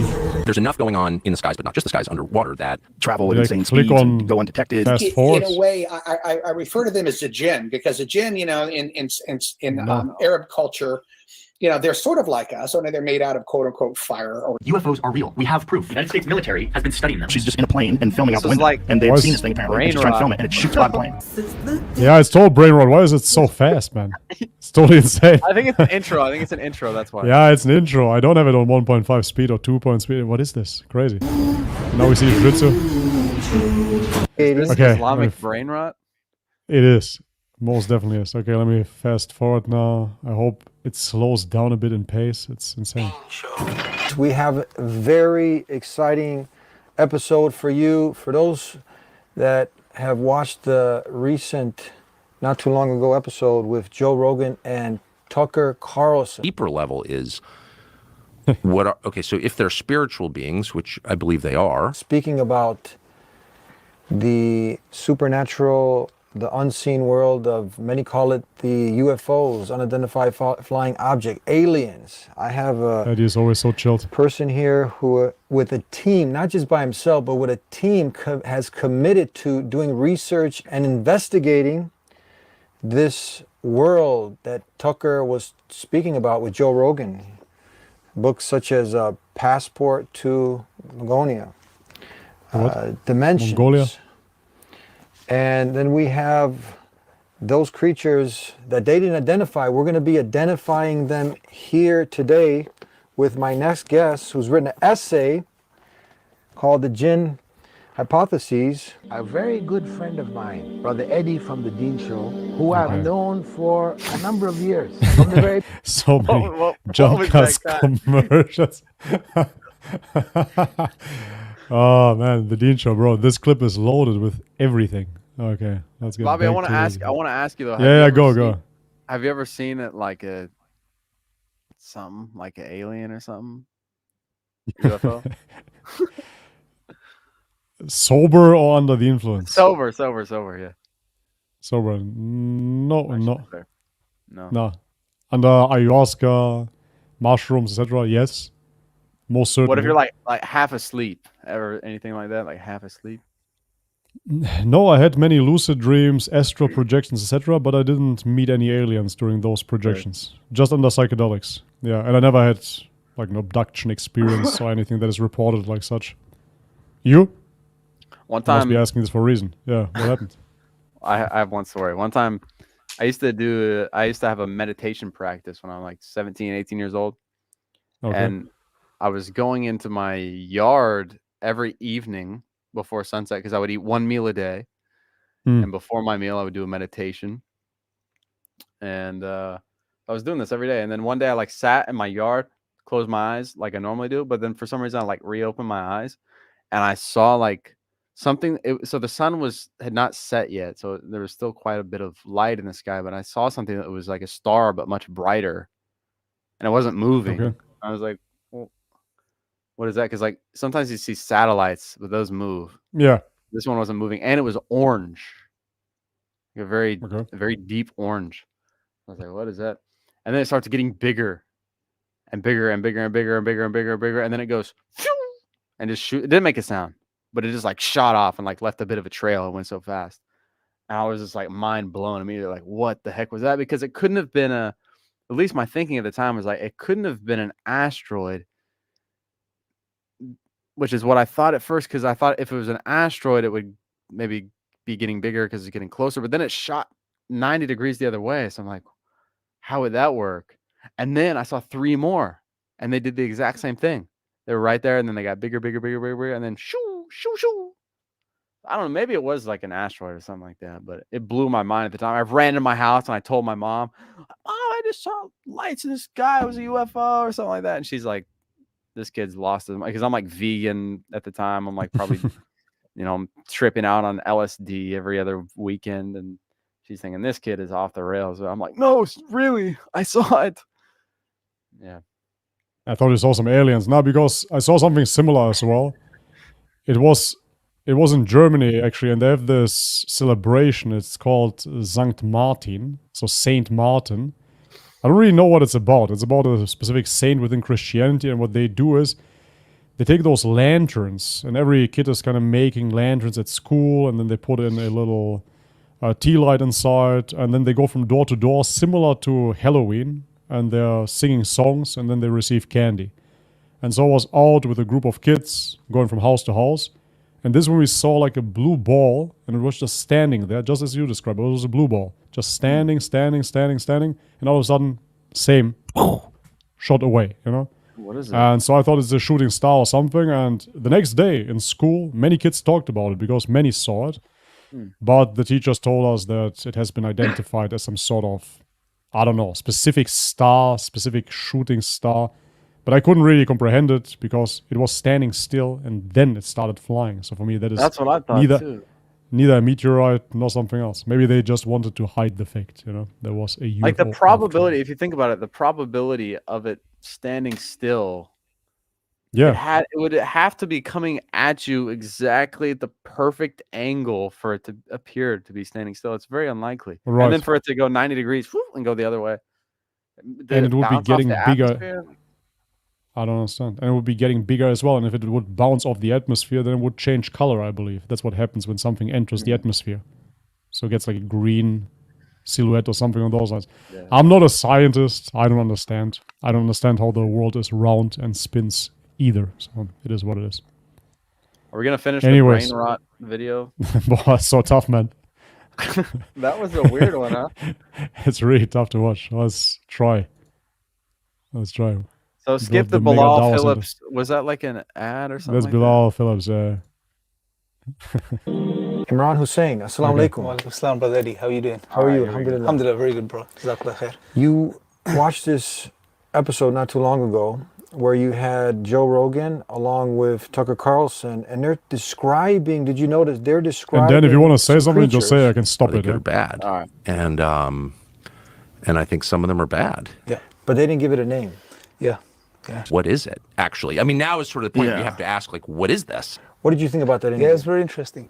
Tucker Carlson's approach from a Christian approach, which is to call it demons and angels, or the supernatural, as he's clearly, blatantly referring to it as, it was very interesting, because up until now, when you hear about the UFO topic...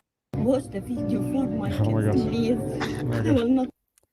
It just never ends here, man. Okay, I need premium YouTube. Daniel, you want? At least on the media and the TV, which has become very popular. You know, the government's been coming out with stuff. There's been congressional hearings, which we could talk about, you know, and all of this is happening. So it's interesting to see, because the angle they're taking is most likely it's beings from other planets, extraterrestrials, aliens. Now, you know, Islamically, sure, there's that possibility. You know, the Quran doesn't directly speak about alien life, but there are ayat or verses in the Quran which allude to life being out there in the universe. So it acknowledges the possibility. There's that scope within Islam to acknowledge the existence of alien life.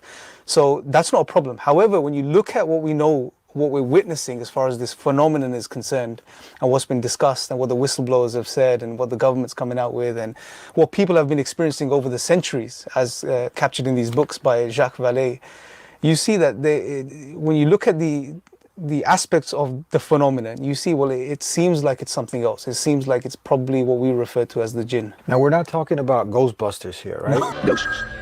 Hello, Ghostbusters. They're here. Ghostbusters. Oh my god. They catch the ghost. This video is so terrible. I can't anymore, man. This video is so terrible, bro. What happened? Wow. It's really brain rot, because they want to, on the one hand, show you some intellectual evidences here. We wrote books and whatnot, and then just spam the whole video with commercials, with clips, as a wow, man. I really can't. It's too much. It's crazy. One Ghostbusters reference, and they gotta show a sped up. Wow, clip Ghostbusters. Oh, that's terrible. Anyways, what are your thoughts on aliens? Let's just leave it at that. What are your thoughts on aliens? Do you think there are extraterrestrials coming here, or would you rather say they might be jinns, multidimensional beings? What is your opinion? It could be either, right? There's the Quran verse comes to mind, something like Allah created all of the beings, and in the universe, in the creation, and if Allah willed, Allah could how do you say, like, make all of them meet, bring them together. Yeah, so it's like that verse sort of implies that there's other beings that aren't where we are, that we could possibly meet. So like you said, Islam leaves that open. It doesn't, like, neither confirms nor denies it, but it's definitely open. And I think if you think about it, just like how massive the universe is, even just the universe that we know exists, and there might even be other universes, it's like kind of silly to be like, nope, we're the only beings, you know? It's like, probably not. Probability speaking, probably not. We're probably not alone. Yeah, but that's this Fermi paradox, right? Where they're wondering why we haven't been visited yet then. Under those circumstances, that you have so many galaxies and so much life potentially, why didn't anybody make it over here? Because if you think about it, if you believe that the age of the universe is 16-something billion years, if another planet like ours would have just started human life, let's say 5,000 years earlier, they would be so much more advanced. Right. Now imagine 1,000,000 years prior to us, they would be so much more advanced. And then, of course, you can say 1 billion years ahead of us, right? So those civilizations, they should be able to travel everywhere, presumably. And that's why we're wondering why nobody came to our neck of the woods, so to speak. Yeah, it's like the thing, it's explained like you don't stop and try to communicate with an ant, you know, or a worm, it's like you're just how you experience reality is just so much different. Like you're not going to be able to communicate with them. Even they just don't. They're not on your level. You know. So it's like, yeah, maybe it's like that. Like you said, like they're just so much more advanced than us that like even if they are communicating with us, we like don't even know. We're just like so stupid compared to them. Like don't even realize. Or even if they're here, we wouldn't even see them, right? So, I mean, if you look at drone technology nowadays, right? So sometimes you see that even in deep water explorations, and they bring in something that looks almost like a fish and it's just swimming around, and the fish, they're not able to observe it, right? And you have all kinds of technology, again, that the animal kingdom simply cannot perceive. They don't understand that there is somebody watching them. So the same could, of course, apply to certain extraterrestrial life forms, if you will. It seems kind of primitive to believe that they would come over here in a rocket ship with their flesh suits. They might as well just send some sort of consciousness technology and just observe it like that. Right. Yeah, it's like that island, Sentinel Island? No. So there's an island that's off the coast of Myanmar. It's kind of like between Myanmar and Sri Lanka. Yeah, okay, I do know. And like they're like so behind us in terms of technology, right? But like the Indian government, who technically is in charge of that island, they just decided like just don't mess with them, because if we do, like we could kill them with disease, and like why do we need to mess with them? Like they're fine, they're doing their thing and they have their way of life, like just leave them be. So maybe it's kind of a thing like that. It's like what that maybe the aliens feel like they don't need to mess with us. But is it this island where they tried to enter and they always get killed? Yeah, is that one? Yeah, those guys are brutal. Not every right? time. They have had peaceful communication before, and they've like gifted them like fish or coconuts and stuff like that. But coconuts. there was a Christian missionary that went and like they like attacked him the first time, and then he went back, and then he decided like, no, I gotta do this. I gotta spread the gospel. Yeah, that's such a clear flaw. Like I feel bad for those missionaries that believe that. It's like they think that if they don't spread the gospel, then these people are like doomed to hell. So they're like, oh, I gotta go, onto this island and get potentially killed. Even if they eat me, I have to tell them that an Aramaic man died for their sins. Right. He got crucified for you. Their language. They're clearly violent and lethal. I gotta go. Here are the coconuts. Here's the cross. Worship this man. Yeah, amazing. Absolutely flawless ideology, man. It's amazing looking at it from the outside. You just realize how flawed that is. That's literally the island example, where you have to convince people of a belief system in order for them to be saved. If you don't hear about it, you can't be saved. Right. What did you ever make out of the descent to Hades? Jesus' descent to Hades. Do you know about that? That's like the story where I heard about it recently. Maybe it was you that mentioned it. I don't know. I would mention. No, I heard about this. Grayson Brock was streaming with some ex-Muslim who's now a Christian, and he mentioned it because Grayson brought up like, yeah, what about all the people before Jesus, kind of thing, and then he's like, well, there's the descent into Hades where he supposedly saved the. Is that what it is? He saved the people that were before him or something. It's totally insane. It doesn't make any sense. I mean, it's even crazier than what the majority of people know about Christianity. So Jesus, when he gets crucified, he descends to hell. That's what he does. In order to preach the gospel to the people in hell. Because everybody before Jesus wasn't saved. So in order to keep this non-contradictory from the Christian lens, he has to descend now to hell and preach the gospel in hell, and now everybody that accepts will be saved. And everybody that denies will stay in hell. So I say, no matter who would go to hell, if you're in hell, imagine, you're in hell, you're burning in eternal hellfire. Bro, now Mickey Mouse can appear, Donald Duck, I don't care, anybody who preaches anything, I would accept right away if you offer me to get out of hell. Right? It could be anything. Could be the most silly doctrine. I would say, okay, I have nothing to lose, literally. Right? So you tell me that Jesus himself comes down, God, quote unquote, comes down, and he preaches to the sinners in hell, and some do not accept. That's impossible. That's impossible. Everybody would have accepted. But anyway, so that's their theology, and he preaches to them. I don't know if it's the whole 3 days, because he was gone for 3 days, and then he comes back.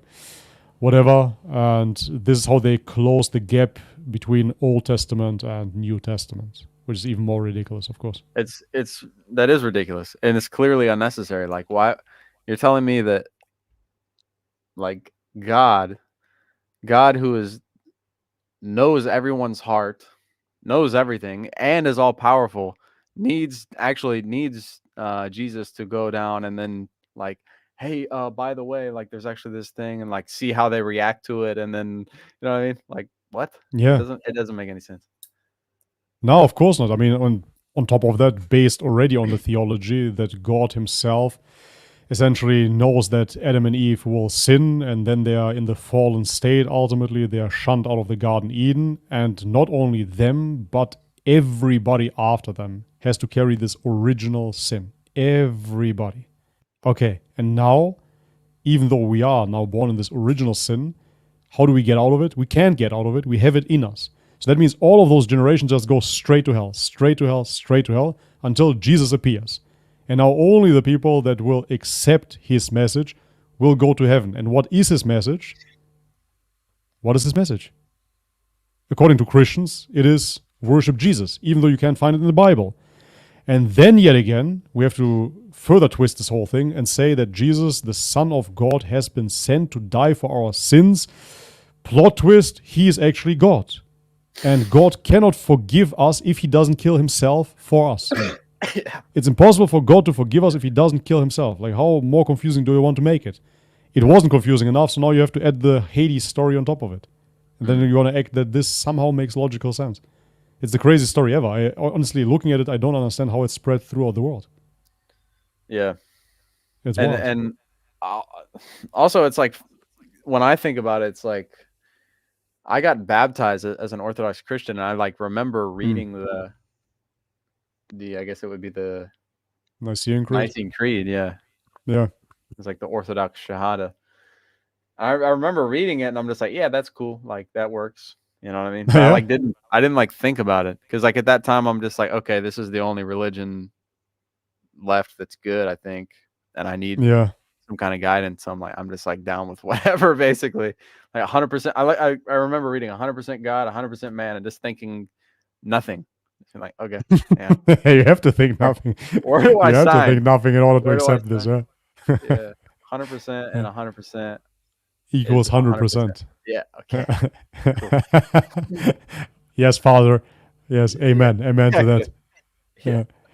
You know, before I reverted to Islam, I went back to Macedonia, and I went to the Orthodox churches again after reading the Quran. And during their sermons, they were saying, I declare that I worship the Father, I worship the Son, I worship the Holy Spirit. And I couldn't see it that way anymore, obviously. Like, for me, it was just shirk, shirk, shirk, shirk, everything that they were doing. And it's quite crazy, because before that, you know, I was in the Orthodox Church, and I really enjoyed the liturgy. I saw beauty in it. But after reading the Quran, when my eyes were open, you know, I just couldn't accept anything they were saying. It was so tainted, so dark for me, so blasphemous, ultimately. You know, it's insane. And now looking at people that are still in that worldview, I kind of feel sorry for them, man. But I don't understand how to get them out of it if they're not willing to read Quran. You know? The problem with Orthodoxy too is that there's so much good about it. There's so much great about it that it makes people want to stick to it and not question it. Yeah. You know what I mean? It's really great in so many ways. And like the people are great. They're very family oriented. It's a great thing. And because of that, it like makes you not want to question it. For sure.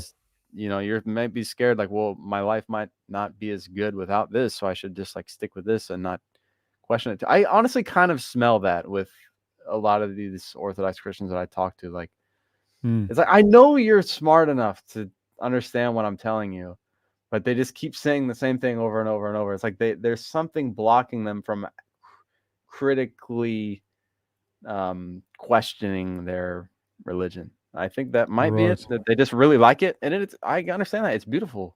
It is really beautiful. I fell in love with it. I'm like, oh yeah, this is great. Okay, beautiful, and people are nice, and like families, and like cool. Yeah, it seemed like they really practiced their faith, which is so refreshing, especially for an American growing up seeing like these mega churches playing guitars, and it's just like that's clearly nonsense. To see like kind of a more traditional worship is cool. Yeah. Yeah, absolutely. I loved the aesthetic of Orthodoxy. For me, I know people, they always still say that I was some sort of undercover Muslim and I just made this whole thing up and blah, blah. No, I actually really loved being an Orthodox Christian.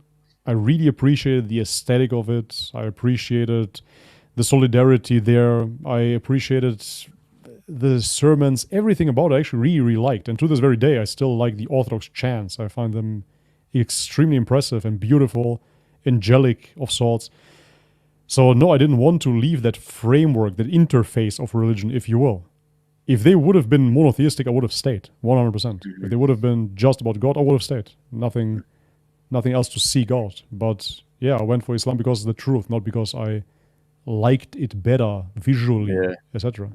Yeah. But yeah, I understand. There's a lot of beauty, a lot of majesty in those old Orthodox churches. What were we talking about before Orthodoxy? I can't remember.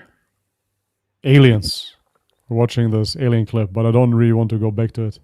I kind of had enough. Brain rot aliens. But how do we get from aliens to Orthodoxy? Oh, I remember what I wanted to mention. We were talking about Hades. Oh yeah, true. One thing that I have a friend that's Christian. He's a Protestant Christian. And you know what he always says about Islam? He says, you know what I don't like about Islam is that you're saved by works. Yeah, good point. I don't believe in this. You're saved by works. And it's like always like a fascinating topic because I'm like, I don't even think that Muslims believe that either. Like you can't just like follow Islamic laws. Like you can't just eat halal food and like pray 5 times a day and like all this stuff and automatically you can't, like, because like guidance and belief in Allah and guidance comes from Allah, so you can't do it without the grace of Allah. So it's like and they believe this pretty much the same thing. They're like, no, you can't do it without the grace of God. It's like, yeah, we believe literally the same thing. Of course, God's all powerful. You can't do something against the will of God. So I'm like, what's your issue? It's like, because there's really no difference. You believe that you can't be saved without the grace of God, which he, with the sacrifice thing. But we believe that it's just you get saved by God's grace by becoming a Muslim, which you can't do without the will of God and being a good Muslim as well. So, and dying a Muslim. Yeah, exactly. I mean, ultimately what I saw is within the Christians. So first and foremost, to confirm here, that's absolutely correct. Muslims, they don't get saved because of their good deeds. They get saved because of the grace of Allah. So that's just fact. It's not that you have to have so and so many points, otherwise it doesn't work. That's not the point. But the Christians, the issue that they have with faith-based religions, even within Christianity, you have some faith-based doctrines and churches, right? So the attack on that is that ultimately you don't have the grace within the Creator that came to earth because of your sinful nature that does not allow you to ever truly be good, right? So there's this passage where Jesus says, why do you call me good? There's nobody good but God. Which of course implies as well that Jesus is not God, but well, that's another subject yet again. They don't see that. Honestly, the craziest explanation, quote unquote, of that verse was, Jesus says, why do you call me good? Nobody is good but God, and therefore that implies that he is God, and everybody else is not good. Anyhow, I find that, okay, word games. Reading comprehension levels is 0. Yeah, 0. Unbelievable. I had debates about this. It's crazy. With friends of mine, Christian friends of mine. Anyways, again, to bring it back, the whole point is that because we can never not sin, Jesus says that if you sin with your eyes, you should poke your eyes out, right? Right. If you sin with your thoughts, you already committed adultery. That's it. And therefore, they are trying to live up to this standard, but they cannot. And they accept that they cannot live up to that standard of God. And therefore, the only way to be saved is by Jesus' sacrifice. And that's the only thing that saves. When you say, yes, I accept the sacrifice, thank you very much. It was this New Zealand evangelical guy. What's his name? Ray Peat, I think. No, Ray Peat was the dietitian guy. Ray Peat was the diet guy. Similar to this. Ray Comfort. Ray Comfort is his name. And he was saying that you have to understand that Jesus is like your lawyer. So you can never fulfill God's standard.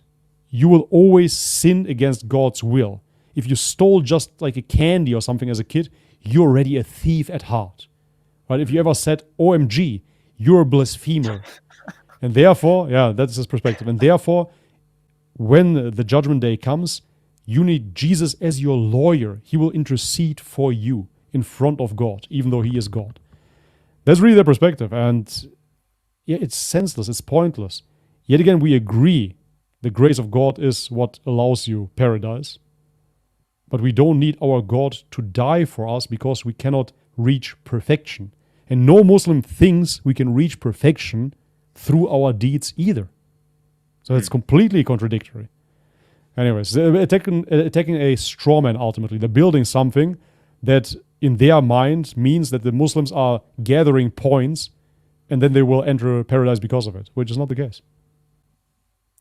It creates another problem too, where it's like, okay, so are good deeds not important now? Because you're saying ultimately you would just want to go to heaven, right? So you're saying the only way to go to heaven is not through works, it's through Jesus's crucifixion and believing in that. It's like, okay, so then if I do that, so then I can just do whatever, and I still go to heaven. You know what I mean? Like it creates a whole other issue. And then they say, well, no, you still have to, or they say like, if you believe in it, then you just know better to not do that kind of stuff. I'm like, that's just a cop Exactly. out. Yeah, exactly. That's the cop out. If you believe in Jesus, then you want to do good. Right. Okay. So doing good matters. Like just admit it. So good is good after all. Yeah. Doing good deeds is good. Exactly. Yeah. It's ridiculous. Yeah. No matter how you look at it, it's extremely flawed. But it's a very emotional theology, and that's what they always come back to. Like, don't you see that he died for your sins? And Muslims don't have love in their heart because they don't see this sacrifice. It's like, no, my God is merciful, the most merciful. He doesn't need to sacrifice himself or his son or anybody for me. Thank you very much. You don't want to take that gift. I don't see that as a gift. I wouldn't see that as a gift at all, that my God had to kill himself.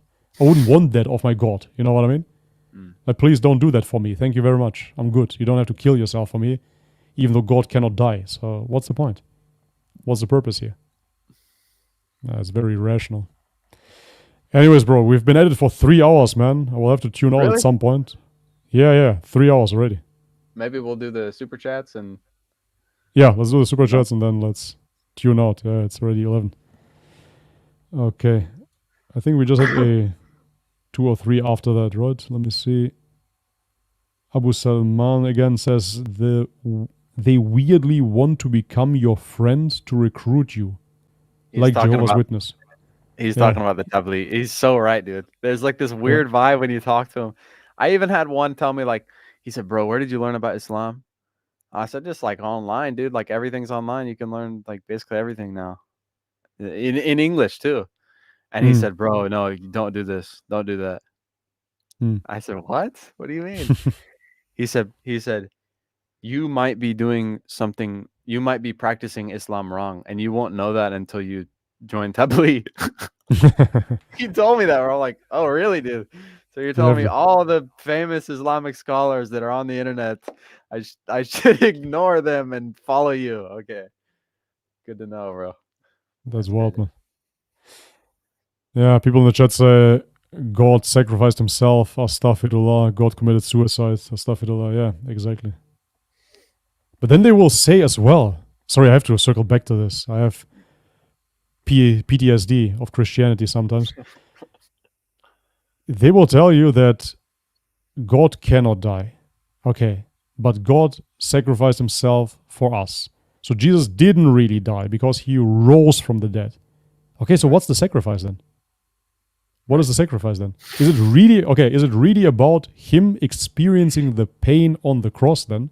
Because that's even more sadistic and absolutely disgusting. Because now we're not talking about giving up life.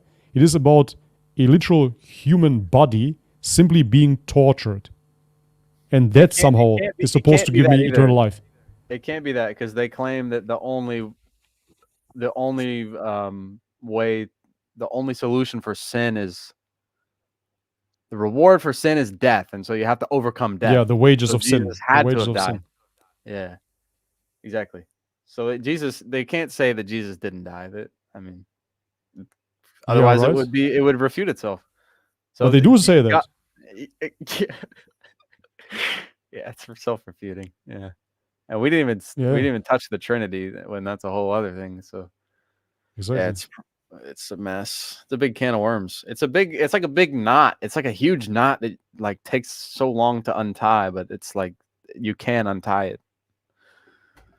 Yeah, but truly, I mean, okay, you're telling me the wages of sin is death. The lamb has to sacrifice himself. So we're just talking about the human body now? Because even the human body came back to life, right? That's what they claim. So he goes in, they bring the body into this cave with a rock in front of it, and then they see the rock on the side, and then Jesus is being sighted again, right? By his apostles and other people, allegedly, walking the earth. So not even the body died. The body overcame death as well. So it's not only the Son, right? The person of the Trinity. Yeah. So nobody died. So it was just a torture fest by the Jews. That's it. And now somehow, because of it, I'm going to live forever. That's awesome. Thanks. Thanks. Thanks. That is good news. Hey, have you heard the good news? Have you heard them? That's so crazy, man. Yeah, and then the Trinity, man. Yeah, okay. I don't want to get into it. It's too long. Yeah. One thing about the Trinity. How do they explain co-equality if only the Father knows? Yeah. And subservience in the monarchical Trinitarian worldview in Orthodoxy. Yeah, so that's crazy. That doesn't make any sense anymore. Further. Yeah, they take it that doesn't make any sense anymore. So we're talking about Orthodox Christianity. You have the Trinity, but you have the monarchical Trinitarian system, which means that the Father is authoritative in the sense of that he begot the Son. However, this begetting is a spiritual process where he didn't make the Son, and it happened in eternity with no time and space. And because of it, they're still co-equal because it happens all the time. But the Son is subservient to the Father, right? And the Father is the monarch, the king. And they're still co-equal. How? That is even crazier than anything else. Right? And they think somehow by that they win. But you don't even know monarchical Trinitarianism. Yeah, that makes it even more silly. It does make sense because now you declare the Father to be the king over the Son. And they're co-equal. How? I just pulled up our WhatsApp messages when we were talking about this, and how you pointed out how they believe that Jesus is eternally begotten. Eternally begotten, yeah. And also begotten and not made, which both are just clear contradictions.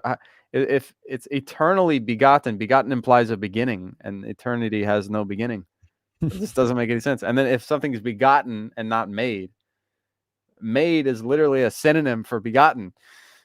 So it's like, what? It's like created but not made. You know, it's like that literally means the same thing. Generated but not made. Huh? Yeah, but Orthodox love doing that, right? Venerate, not worship. Right. There's always those word games. Word games, yeah. Yeah, but if the Son is eternally begotten, right? However, I want to imagine this process now of him being birthed ultimately. Eternally. Is he always in the process of being birthed? Or is he ever there? Is he ever fully God? Is he ever the second person? You know what I mean? Or is he always coming into existence? You can't eternally beget. Doesn't make any sense. Yeah, you give birth. You're either eternal or you're begotten. You can't have both. Can't do both. Yeah, exactly. Can't have your Yeah, cake. that's why eternally begotten. God is And not also a not man. made. No, he's fully man and fully God. There you go. Contradiction solved. Yeah, the whole thing is just word games, isn't it? Wow, The whole thing. subhanallah. And then they're debating for it and arguing for it. That's whatever. Okay. Anyways, I think those were the super chats. Now we have one more. Again by Abu Salman, man. He's the biggest supporter, even though he doesn't agree with us. Surah Al-Baqarah 112. Whoever submits themselves to Allah and does good will have their reward with their Lord, and there will be no fear for them, nor will they grieve. Yeah, I take the surah and I apply it to people that we just mentioned. For example, the guys on the island, they never heard about any prophets. They didn't hear about the last revelation, so to speak.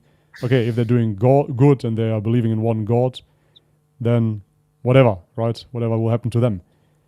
And it is not... That verse gets taken out of context, though, sometimes. People think that people bring that up in the context of like going to heaven or going to paradise.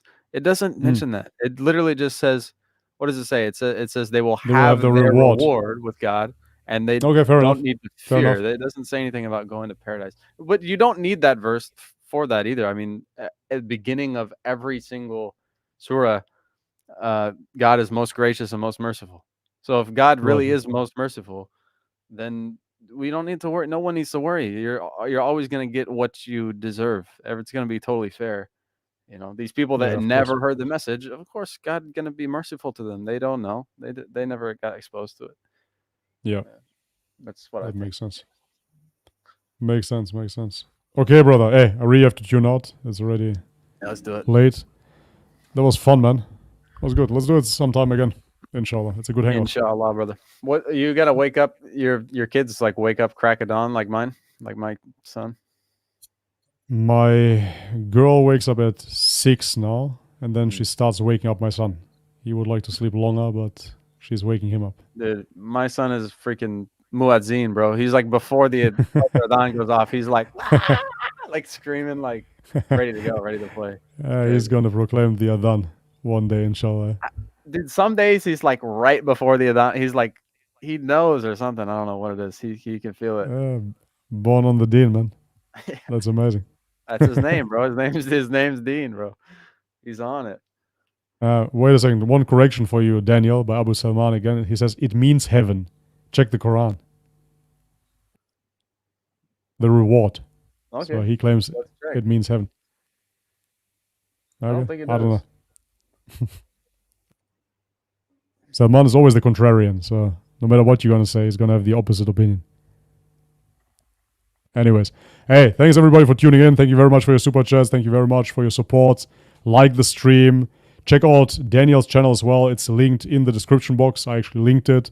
So head over and subscribe because he got his old channel demonetized. So make sure to subscribe to the new one. It is down below.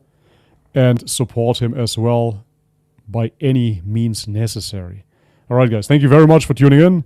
Daniel, I'm ending the stream. I'm tuning out, so we're not hanging out after that here either. I'm just cutting it off now. Cool. Thanks for having me on, Bobby. Appreciate it. Yeah, thank you for coming in, bro. See you next time, inshallah. Right. Assalamu alaikum, everybody. Alaikum salam.